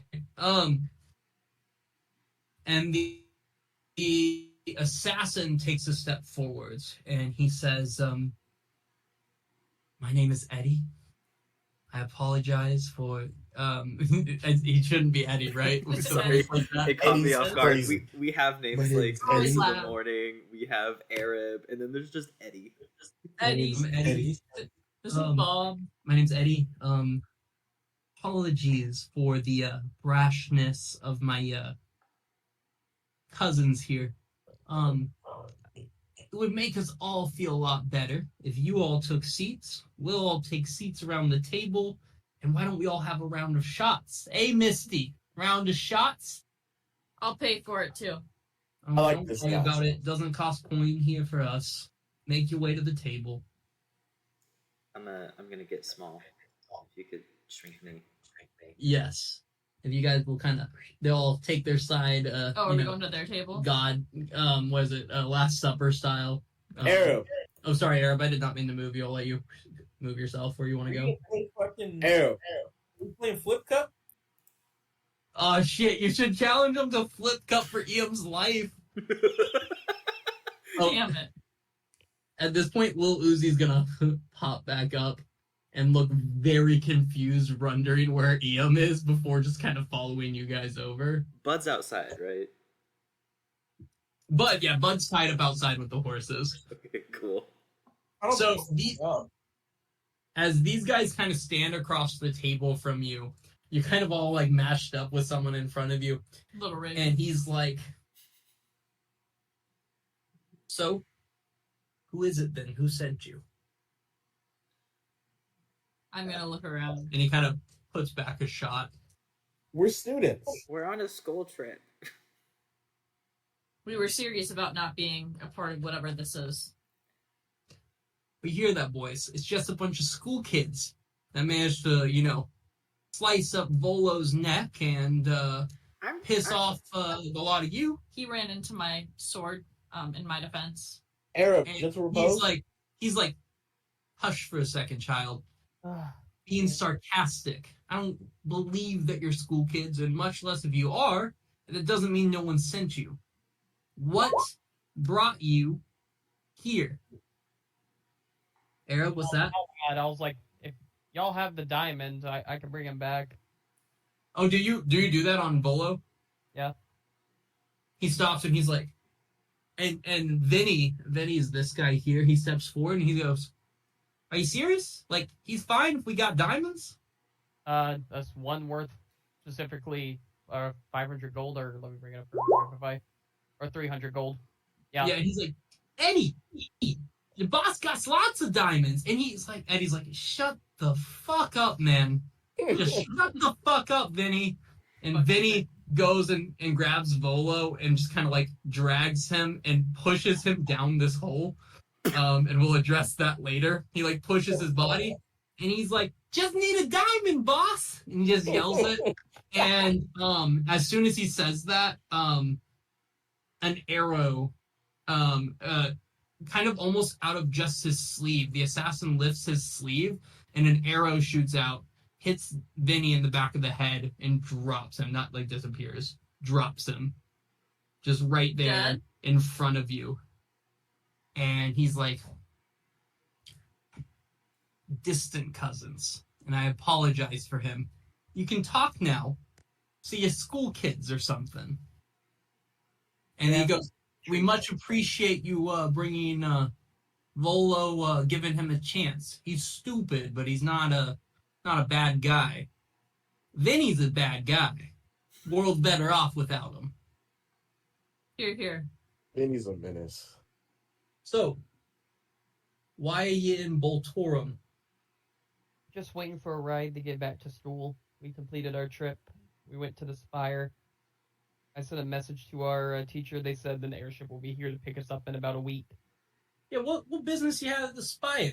It's been kind of a shit show there the last few weeks, we heard. Yeah, it's been really rainy. Yeah, what's with that? It's been raining for over 2 weeks here. It don't rain in Boltorum. I don't know. It's weird. Apparently, we heard, I don't know this for sure, because we weren't involved in it, but apparently some child of, this person claimed to be a child of the Nadinus got out and is claiming gonna turn it into like a lush landscape. And so Allegedly. I don't know if there's any truth to that.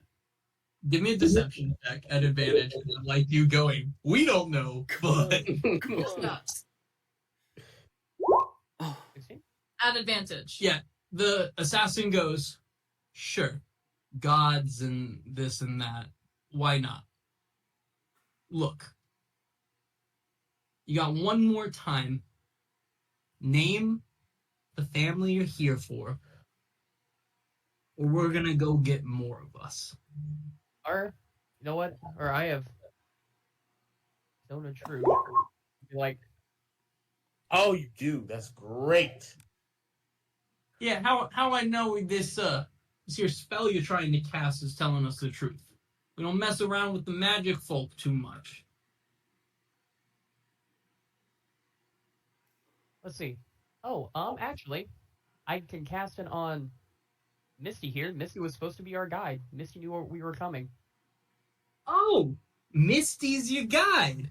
Misty didn't mention that. Misty, why don't you come take a seat and join us? And you see She yelled out to them already, guys. I'm not outing her. She yelled out that we're not from here. She revealed herself. With this, Misty's eyes kind of go wide, and she makes her way over to the table and sits and pulls up a bar stool. And she goes, "Hey, Eddie, Gracias, and don't have names that have been given yet. She would know them, not important. She just says, "Hey, Eddie," and she goes, Eddie goes, "Hey, Misty. So I hear these are school kids on a field trip here for you. You're their guide or something. Is that right?" And she just, I was waiting for a response. I'm Misty. Embarrassing. And she's like, yeah, I can tell you all about that later, Eddie, but why don't we just finish up what they're doing? He's like, oh, you'll be telling me, you'll be telling the boss everything, too.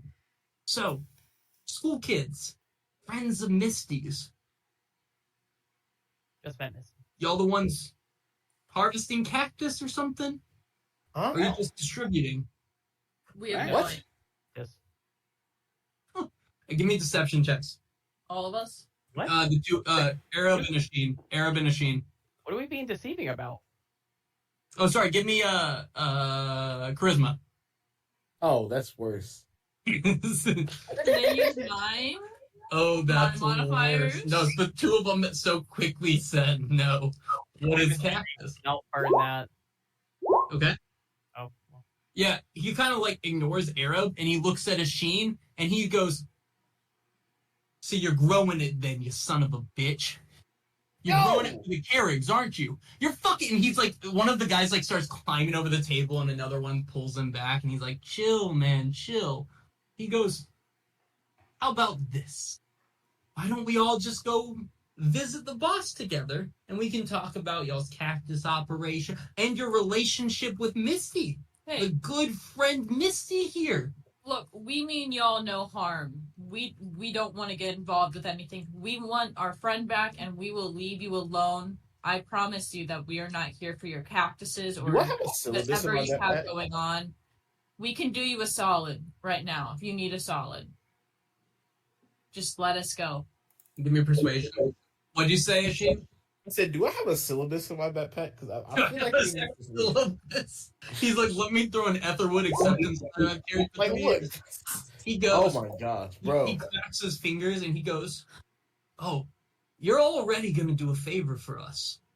And you know what? Here's this. If we like the way you do the favor, we might just let you airship out of here. Our dime. We're nice like that. Your other option, no one hears from the Sixia or your bird ever again." Where you bird is crazy. Like in Baltorum or like in this bar? Because I wanted to go visit the Prismatic Forge. "Oh, no worries. They'll hear about you in the bar. We'll hang your skins up on the wall, up with the deer heads and such." Mog's visibly going to get like a little angrier, but he's not gonna do anything about it at the mention of like skinning him. So, what do you want? Do you want us to go down, meet your boss? "I'd love for you to go down and meet your boss. And you know what? Your buddy, the friendly one, tour guide with the violin, already downstairs waiting, I'm sure." Oh my gosh. All right. And they're going to stand up and say, "Would you like to join us willingly, or would you like to go down the hole?" Is the whole fun? We can walk down. It's a We'll walk decent down. time. And then they're going to kind of lead you towards the back of the bar and then walk with it and be like, "Misty, why don't you finish tending bar for tonight, and we'll call you down after." And she'll walk away before you guys are led down. And we will switch over to what our good pal Eam's up to. Yeah, Eam, you go invisible, right? So this room that you're in, there's a bunch of crates and boxes. There's this chair. One side of the room has some cages. And these guys are like, "Why don't you just go put yourself in a cage while we figure things out?" Typical. And you were like, "Not going to do that." And you just dip invisible. Immediately, those four guys just start letting loose arrows. Just pew, pew, pew, pew, just crossbow bolt after crossbow bolt. And they will be definitely a disadvantage. And I'm going to throw 2 on your AC. But let's find out if any of them hit you. So what is your AC with 2 added? 15. 15. And they're at disadvantage. All right. We got 4 crossbow bolts coming at you, all at disadvantage. Need a 15 to hit. First one rolled a 7. 2 3s added to a 7. Second one, that's going to be a 17 disadvantage. Third one, that is going to be a nat 1. And the fourth one, that is going to be a 15. So you can silvery barbs the first one. I have to re-roll it. Pick the lower. When I re-roll it, it's higher. So 2 crossbow bolts are going to hit you still. The 15 hits? Yeah, isn't your AC 15? Yeah, I didn't know if I've never had it where it's my exact AC. Oh, no, that's fair. It's meter beat is the rule for it. And let me roll damage real fast. And I have advantage now on my next roll. Yes, you do. That is going to be 7 plus 4, 11. Oh, no, sorry. That rolled that wrong. That is actually going to be a total of 8 damage, 8 piercing damage. Is your invisibility still up? Or do you need a is it a concentration invisibility? Let me throw it in the chat again. Please do. Yep, it is. Aha. Okay. Can I have a concentration, so a constitution saving throw? You got it, buddy. You need a 10 to keep up your invisibility. Wow. Yeah, you come back, an arrow in one side of your stomach and another one in your shoulder, and you're like just standing there. And the guy in the chair stands up and he says, "Please, I have no need to kill you. I don't even know who you are yet. Why don't you just put yourself in the cell so my friends here don't have to get hurt trying?" Iam's gonna try to persuade. How? Because he doesn't know what happened upstairs. So he doesn't know they're coming down yet. So he's gonna try to say, like you said, you don't even know who I am yet. Let me introduce myself. I'm Iam Tongi. You might have seen me on Nair and Idol. I'm from the Adventure School. We got sent here to try and save the world. I think this is all a big misunderstanding.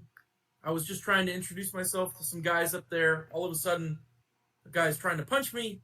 I make him go to sleep because I don't want to get punched. And then I get shoved into a hole. Now I'm here.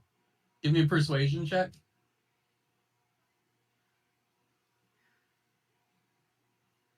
I don't think your advantage counts on this, but it doesn't matter anyway. From Silvery Why Barb. would it not? It's an ability. It's ability roll. Oh, it is an ability check. Okay, well, 14. He's going to go, "I am certain. There's no doubt in my mind that this is just a misunderstanding. One that would be much easier for us to take care of if you just step your way into that cage there. We can talk about things. Because otherwise, these 4 are going to put you in that cage. You're going to get hurt, and we're going to feel like assholes for hurting a kid." Wait, hold on. He's like going through his bag. Hold on. I'm looking for him going through my bag. These 4 guys are going to slowly start walking towards you.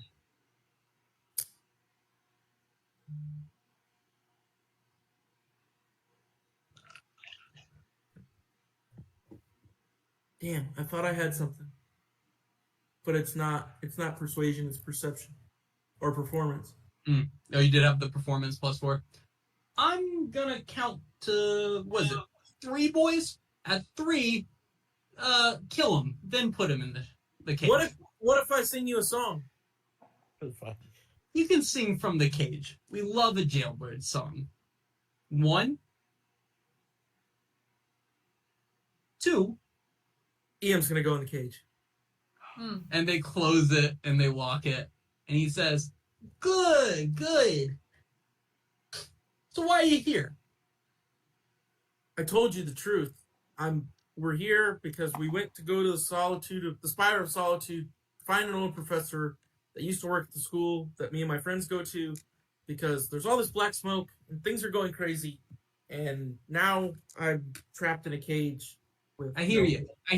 I've heard about the Spire, the flooding. It's been raining here too. I'll raise you something. I feel confident you and any other jokers with you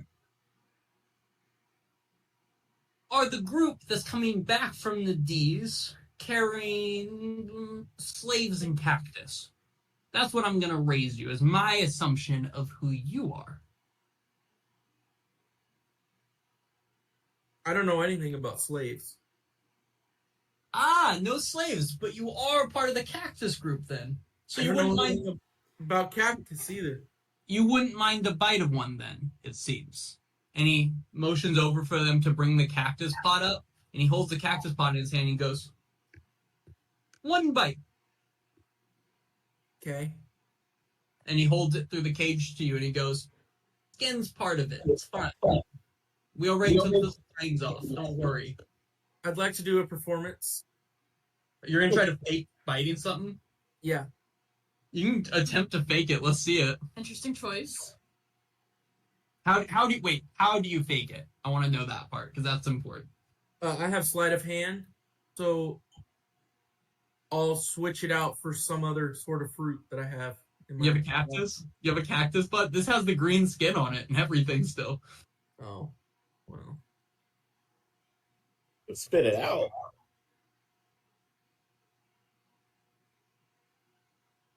I'll pretend that I'm gonna eat the whole thing, and I'll slip it into my cloak because I'm wearing my head wrap.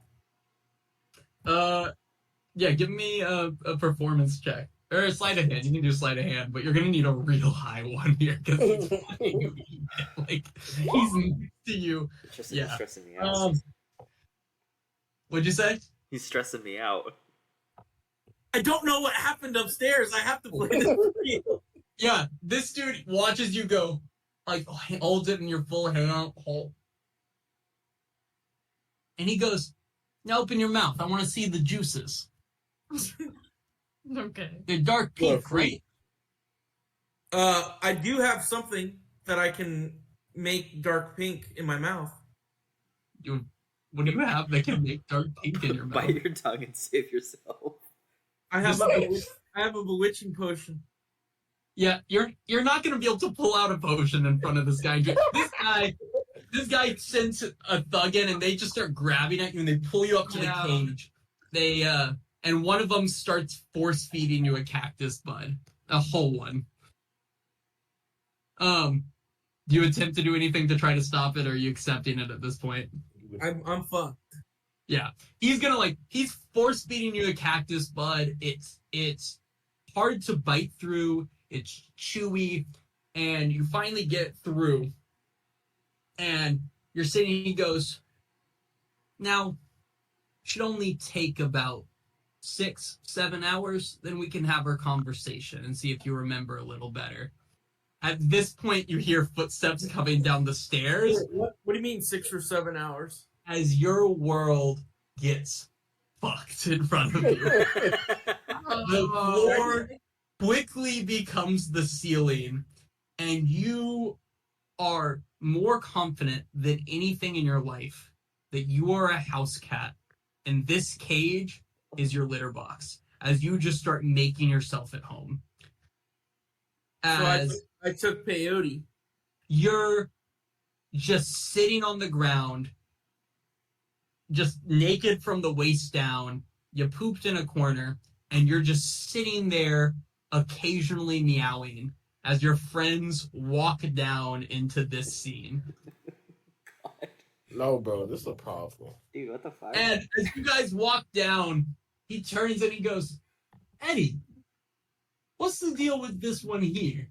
We just fed him an entire cactus bud." And Eddie's eyes are wide as then he leads his 6 people down, and then the rest of you guys follow down. And he goes, "You got the others. We're out of cactus, though, so I suppose we should just talk."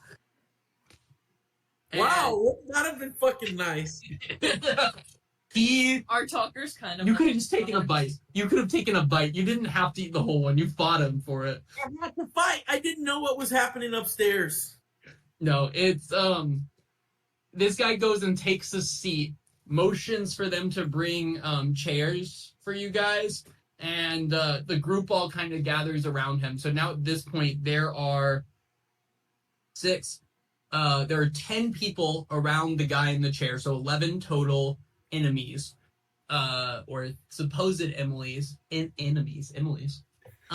there's many also enemies. Bolo's dead body is on the ground there, but he kind of seems peaceful and chilled out. How many Emilys? One Emily. One Emily. One Emily. And this guy sits back and he stretches out and he goes, "Name's Emile. Emile DuPont. I see you've met my family already, so who are you?" I'm Mark. Raven and Little Raven. I'm Little Raven. Seems about right. And the rest of you? A she. Arab. And then Cass is like, "Cass." And he goes, and this fellow sounds about right as well. Little Uzi should run to the cage. Yeah, Lil Uzi does sprint over, and he is like petting you, and he's giving you all the affection, Oh my and he's God. whispering in your ear in Sweet nothings. undercommon, and he's like, and Cass and Asheen understand it as there, Yum. There. Oh, it'll pass. We've all done cactus. It'll pass. Kind of thing. Probably. Y'all, Little Uzi's 24/7. I don't know what y'all don't know about Little Uz, but That would make sense.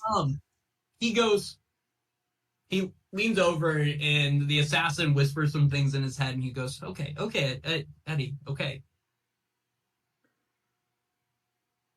So you're standing by the story that you're students.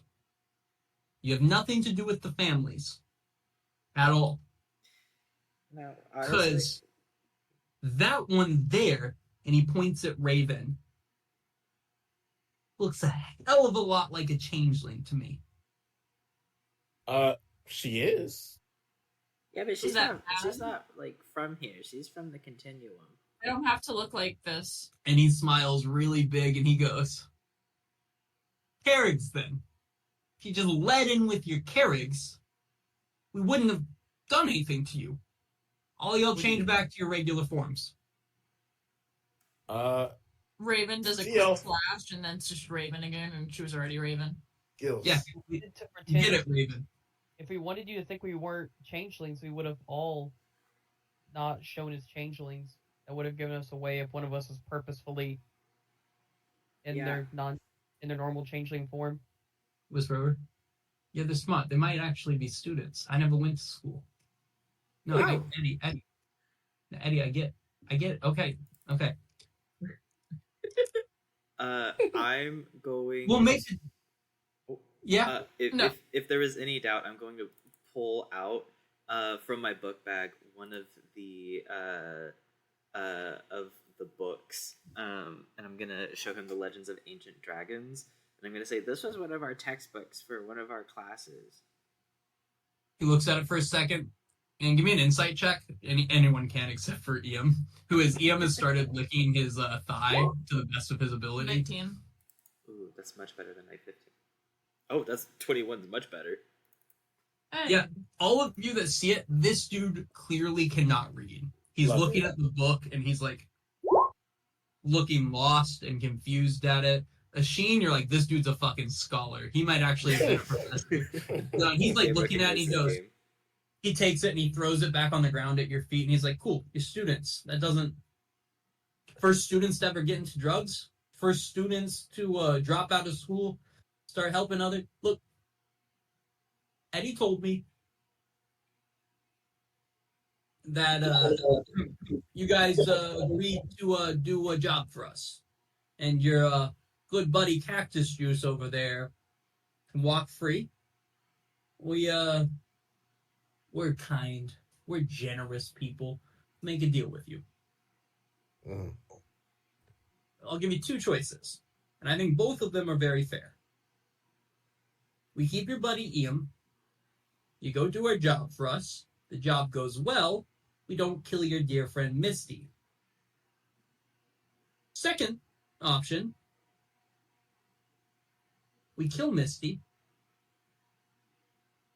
Raven here goes in our cage. Ian goes out. We have an airship for you here in about 4 hours. You head off to school, and everything's the better. What did I do? And he's like, Changeling. hush, changeling. God, Carrigs, man. And he like cracks his neck. I'm happy with either. First one. I vote the first one. Yeah. So you kill Misty either way?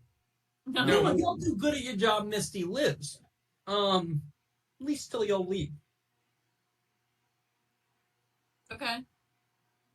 Can we take Ian with us to do the job? Someone's staying in the cage, and your good buddy here is not going to be useful to you for the next 7 hours. So, he took a hell of a lot of cactus, and if y'all really don't know what cactus is, y'all ever heard of Kraken before? Yes. Only Gives vague. you a gives you visions, right? Kraken does. Yeah. You see a future for what feels like hours, only a couple minutes. Yeah. Yeah, that one over there feels like weeks, and it's only a few hours. Your friend's gonna come back having spent his life, at least part of it, as a cat for some reason.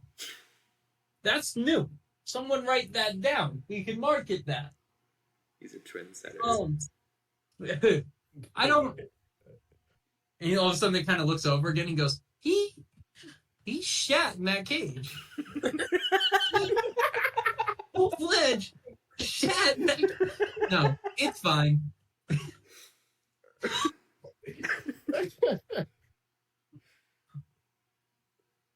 If you want, y'all can take the tripping one, and we'll keep one of the rest of you. Maybe purple fella. If you got any horses, we'll keep track of them until you come back. Camels, we're not too proud. Got an elk. What about Lucy? You got an elk? Y'all got an elk here? How about this? I'm the kindest, most generous person you're gonna meet here in Baltorum. I'll have an airship here at noon tomorrow. Right? That seems fair. It's 9:15 right now. Airship's here at noon. It's all yours. I'll make sure not a single fucking peasant, thug, soldier, school teacher, or ex-fiance of any of y'all's is on that airship. It's just yours. Comfortable. First class. All yours. If you do the job for us, a whole lot of you gets to go on it. If you don't, I suggest the rest of you that didn't do the job are on it. And bygones be bygones. Let's huddle up, y'all. Discuss our options. We're doing the job. He kills Missy. We Or gotta. him. Or both. Well, who should we put in the cage? My vote's for the changeling still, if you need my vote. It sounds like he's wanting us to go do it now. And Yeah. Ian's going to be much use right now. Cool. Ian stays in the cage. Ian, at this point, you're a shark, and this cage is your fishbowl. And you're just swimming in circles until you run into a wall, and then you turn. Does he run into Wall, his poop? turn. He's walking around it surprisingly expertly. Sir, we'll do the job. He's gonna stay in the cage. Okay. Sounds good to me. Well, the job's easy. Y'all ever farmed potatoes before? Oh No. no. Should be a piece of cake then. Somewhere. And I unfortunately don't know where, but I don't have to know. You have to know. But somewhere in the town of Baltorum, the Carrick's families got a nice harvest of cactus. They're just waiting to corner the market with. And me, well, I'm a lover of cactus. I'll partake, I'll microdose a time or two. But here's the thing. I make and sell Kraken, and I make and sell a shit ton of Kraken. So the more cactus they grow, the more of a chump I look like. And the more of a chump I look like, the more I want to just kill random school students that wander into my bar. So, the group of you, the 5 of you, the purple fella, an elk, I guess. We're in the desert, doesn't make a lot of sense. And why don't you take Misty once, because, she might enjoy doing something with her last few hours, assuming things go wrong. And you just find out where this cactus harvest is, and you got 2 choices. You just dispose of the cactus, set it on fire, cover it in acid, poison it so everyone that takes it dies a horrible, painful death. I'm happy with that. Y'all can all leave. Misty won't, but the rest of y'all can. You bring all the cactus here, and I mean every last bud, pot, root of it. Everyone lives. We have a great time. We might throw a party with the last few hours before you get home. Cactus for all. You know what? You don't need to be not high on cactus to fly in an airship, right? Yeah. Sound fun? Sound fair? We can probably do it. We can do it. It should be easy, right? A strapping bunch of you killed Volo and Vinny? And we're looking for changelings. One of them was your assassin guy, and I offered to bring the other one back. Hopefully Volo's the one that can bring back. Yeah, that's the one. Oh, thank God. Vinny's a piece of shit, but you know... I just need a diamond. Do you got a diamond? Yeah, I got diamonds. And he pulls out, like, this huge honking diamond, and he goes, big enough? Is it big enough? And he tosses it over. Yeah, it's huge. This thing's fucking massive. Okay, I'm like, yeah, this'll work. Want me to do it? Yeah, throw him back up here. Okay. But wait, real quick. Just like give him a good slug in the face so he wakes up with a pain in his cheek for being an asshole and getting killed in the first place. I can do it. Okay, yeah. I will cast it normally, and then as I finish up the incantation, just wind up and Yeah, you're like 1920s cartoon, like sock it to him, right? And he goes, and he wakes up and he's like, ow! What's going on, guys? How y'all vote? Vinny's dead. Y'all see? Vinny, my throat hurts. What's going on? Yeah. And bend over. He'll whisper, and I'll go behavioral and do it. Yeah, no. He just gives a thumbs up and sits back. And with that, he goes, so, here's a crop of potatoes I'm expecting you to bring to me, or at least dispose of. I'm happy either way. Misty didn't tell us about the side business she's working from, and whether y'all work for a family or not, that's not good business to have people doing side businesses under me. So, she's out no matter what. The question is, how out is she? Clock's ticking, so bye-bye. All right, let's go look for some potatoes. Let's go. And on his way out, Arrow will be like, where do they operate? We legit aren't from town. I don't know who the I character suppose you can start at Vicolo's if you're looking for Carrigmen.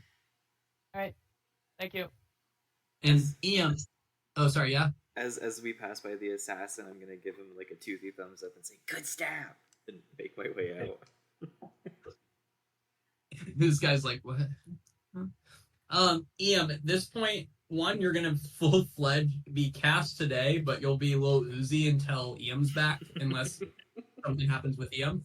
But Iam, right now, as Iam, you are now, if anyone saw you, you are starfishing on the ground, right? And you're, again, still naked, half down. Iam, if you guys are wondering, pretty big. Like, I wasn't. bigger than you thought. But Iam, right now, you find yourself in a forest. A dense, dense forest. And the trees are shifting in a wind that you don't feel the wind, but the trees and vines and plants are moving in front of you. And you feel a tug behind you. And you turn, and there's this little girl, pointed ears, smiling at you, and she goes, can you help me get out? And that's where we're going to leave it for today. What? Yo, we're in some shit. No, this is a problem.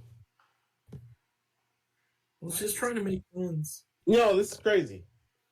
I want you to know, Ian, you could have gone to any table, and the worst they would have done would have told you to go away, except for that table. I understand now. Dog, this is... Are we ever going back home? We gotta. Are we ever going back to school? Noon tomorrow. The question is, are all of you going home? So, did you ever think this would be the case? I don't know. I mean, he has a lot planned out, it sounds like. No, it's... a map. No, He has 10 minutes because... to make a map. I did not have the bar map. That is a very clear thing. I really thought you would be talking to Misty. We just didn't need to cast a spell on him. Yep. Yeah, that. The thing is, I'm not going to tell you a lot, but you were supposed to wait and have the conversation with Misty and then allow things to open up. You took a different path. That's all. A different path. We got there what? In the end. But to be fair, to a different conclusion. Oh, like quite a different conclusion than what was going to happen if you had talked to Misty. This is a very different path you're on, but I'm intrigued by it. I'm very excited. Nicely done, y'all. That was wild. I don't know about already. Done. I fucked up. It happens, man. Cass is gonna. I'm wondering if Cass is gonna be pissed when she gets back. For example, I remember when Laurel ruined a perfectly good plan to save some children. Facts. Somebody decided to scream. That's not my fault. We've all made mistakes. If a kid got picked up by an invisible winged creature, I would scream, and I'm an adult. See, when you put it like that, it makes it sound, He's like, why did the kid start screaming? This orphan child who had been kidnapped suddenly lifts into the air and flies off a castle. All I gotta say is, if Misty wasn't such a bitch, this wouldn't have happened. I wanted to ask. She was saving our asses. Put yourself in the situation. If it's not clear at this point, she worked for the DuPont family and was trying to keep y'all safe. She tried. She failed, but she tried. Hey, you know what? Play your cards right, and you guys could all be cousins in the DuPont family yourself. Oh my god, we'd be making bank. I can't tell if he really likes me or hates me. I think he wants to murder, but He thinks you're a Carrig, which is apparently a family of changelings, and I didn't sound like he was too friendly with them. How many changelings are well, there? mob families are notoriously friendly with other mob families, so... Well, fair. What'd you say, Colby? I was just going to say, like, a changeling's just really useful for crime. Does feel useful for crime, right? I actually did survive on crime for years. Anyone remember whether you guys have met? In Vicna, y'all met members of the Carrick family before. Yes, it was the potatoes. That's why you made the potato joke. Mm-hmm. Oh, at the Temple of Tamora. Christian very close to me. Those were Carrigs? Ones in Godo, yeah. They worked for them. Those were not me. How fucking old is this family? They got money. Families continue even after people die. Yeah, I know, but you would imagine after several hundred years they would eventually fall out because they're not royalty; they're just underground crime networks. I don't know what to tell you. Damn. Hey man, who owns UPS? What did you say? Who owns UPS? Probably Amazon. What do you mean? Who owns UPS? There you go. It's the old coach for the Falcon. Oh, is it Arthur Smith's dad's? Yeah. Dude, that guy never should have been allowed to go. Well, same thing. That's fair. All right, that was a fun session, y'all. We're back next week. B and I will both be back for the first time in a month. It's been a minute. And I'll be in Michigan. Oh, that's true. Marshall will be here in Michigan, and we'll be at our new house. We move. No, we won't. No, we won't yet. Never mind. We'll be here. We'll be here. It'll be all packed up. It'll be chaotic as hell. I fucked up. What if y'all come back and Iam's just dead? He's Just Iam's New gone. character. Yeah, Iam becomes Felicity. Bitch. And you she better. joins our group. She leaves her party to join ours for a Sheen only. Dips the fuck a Sheen. Imagine if they broke up after she joined our party. Be so awkward. very awkward. Would you say they did already lose a person? They got mad eaten by a worm. Yeah. I forgot about that. Yeah. Oh no, he got stung. He got stung through the chest completely. He got a fucking hole. Full. There was the elephant guy. Got full concave Rampart. Rampart. Oh. Tyler Raven got mad bit as well, but survived it because of Okay. Colby. I'm pretty sure. Yeah. Saving lives. It's a good thing you have that. Otherwise, there'd be a lot more dead people in this campaign. Thank you for being a good cleric and not whatever the fuck death was. No, religion 0. All right, bye y'all. Bye, friends. Bye. Everyone say bye to the recording. Bye, recording. Bye.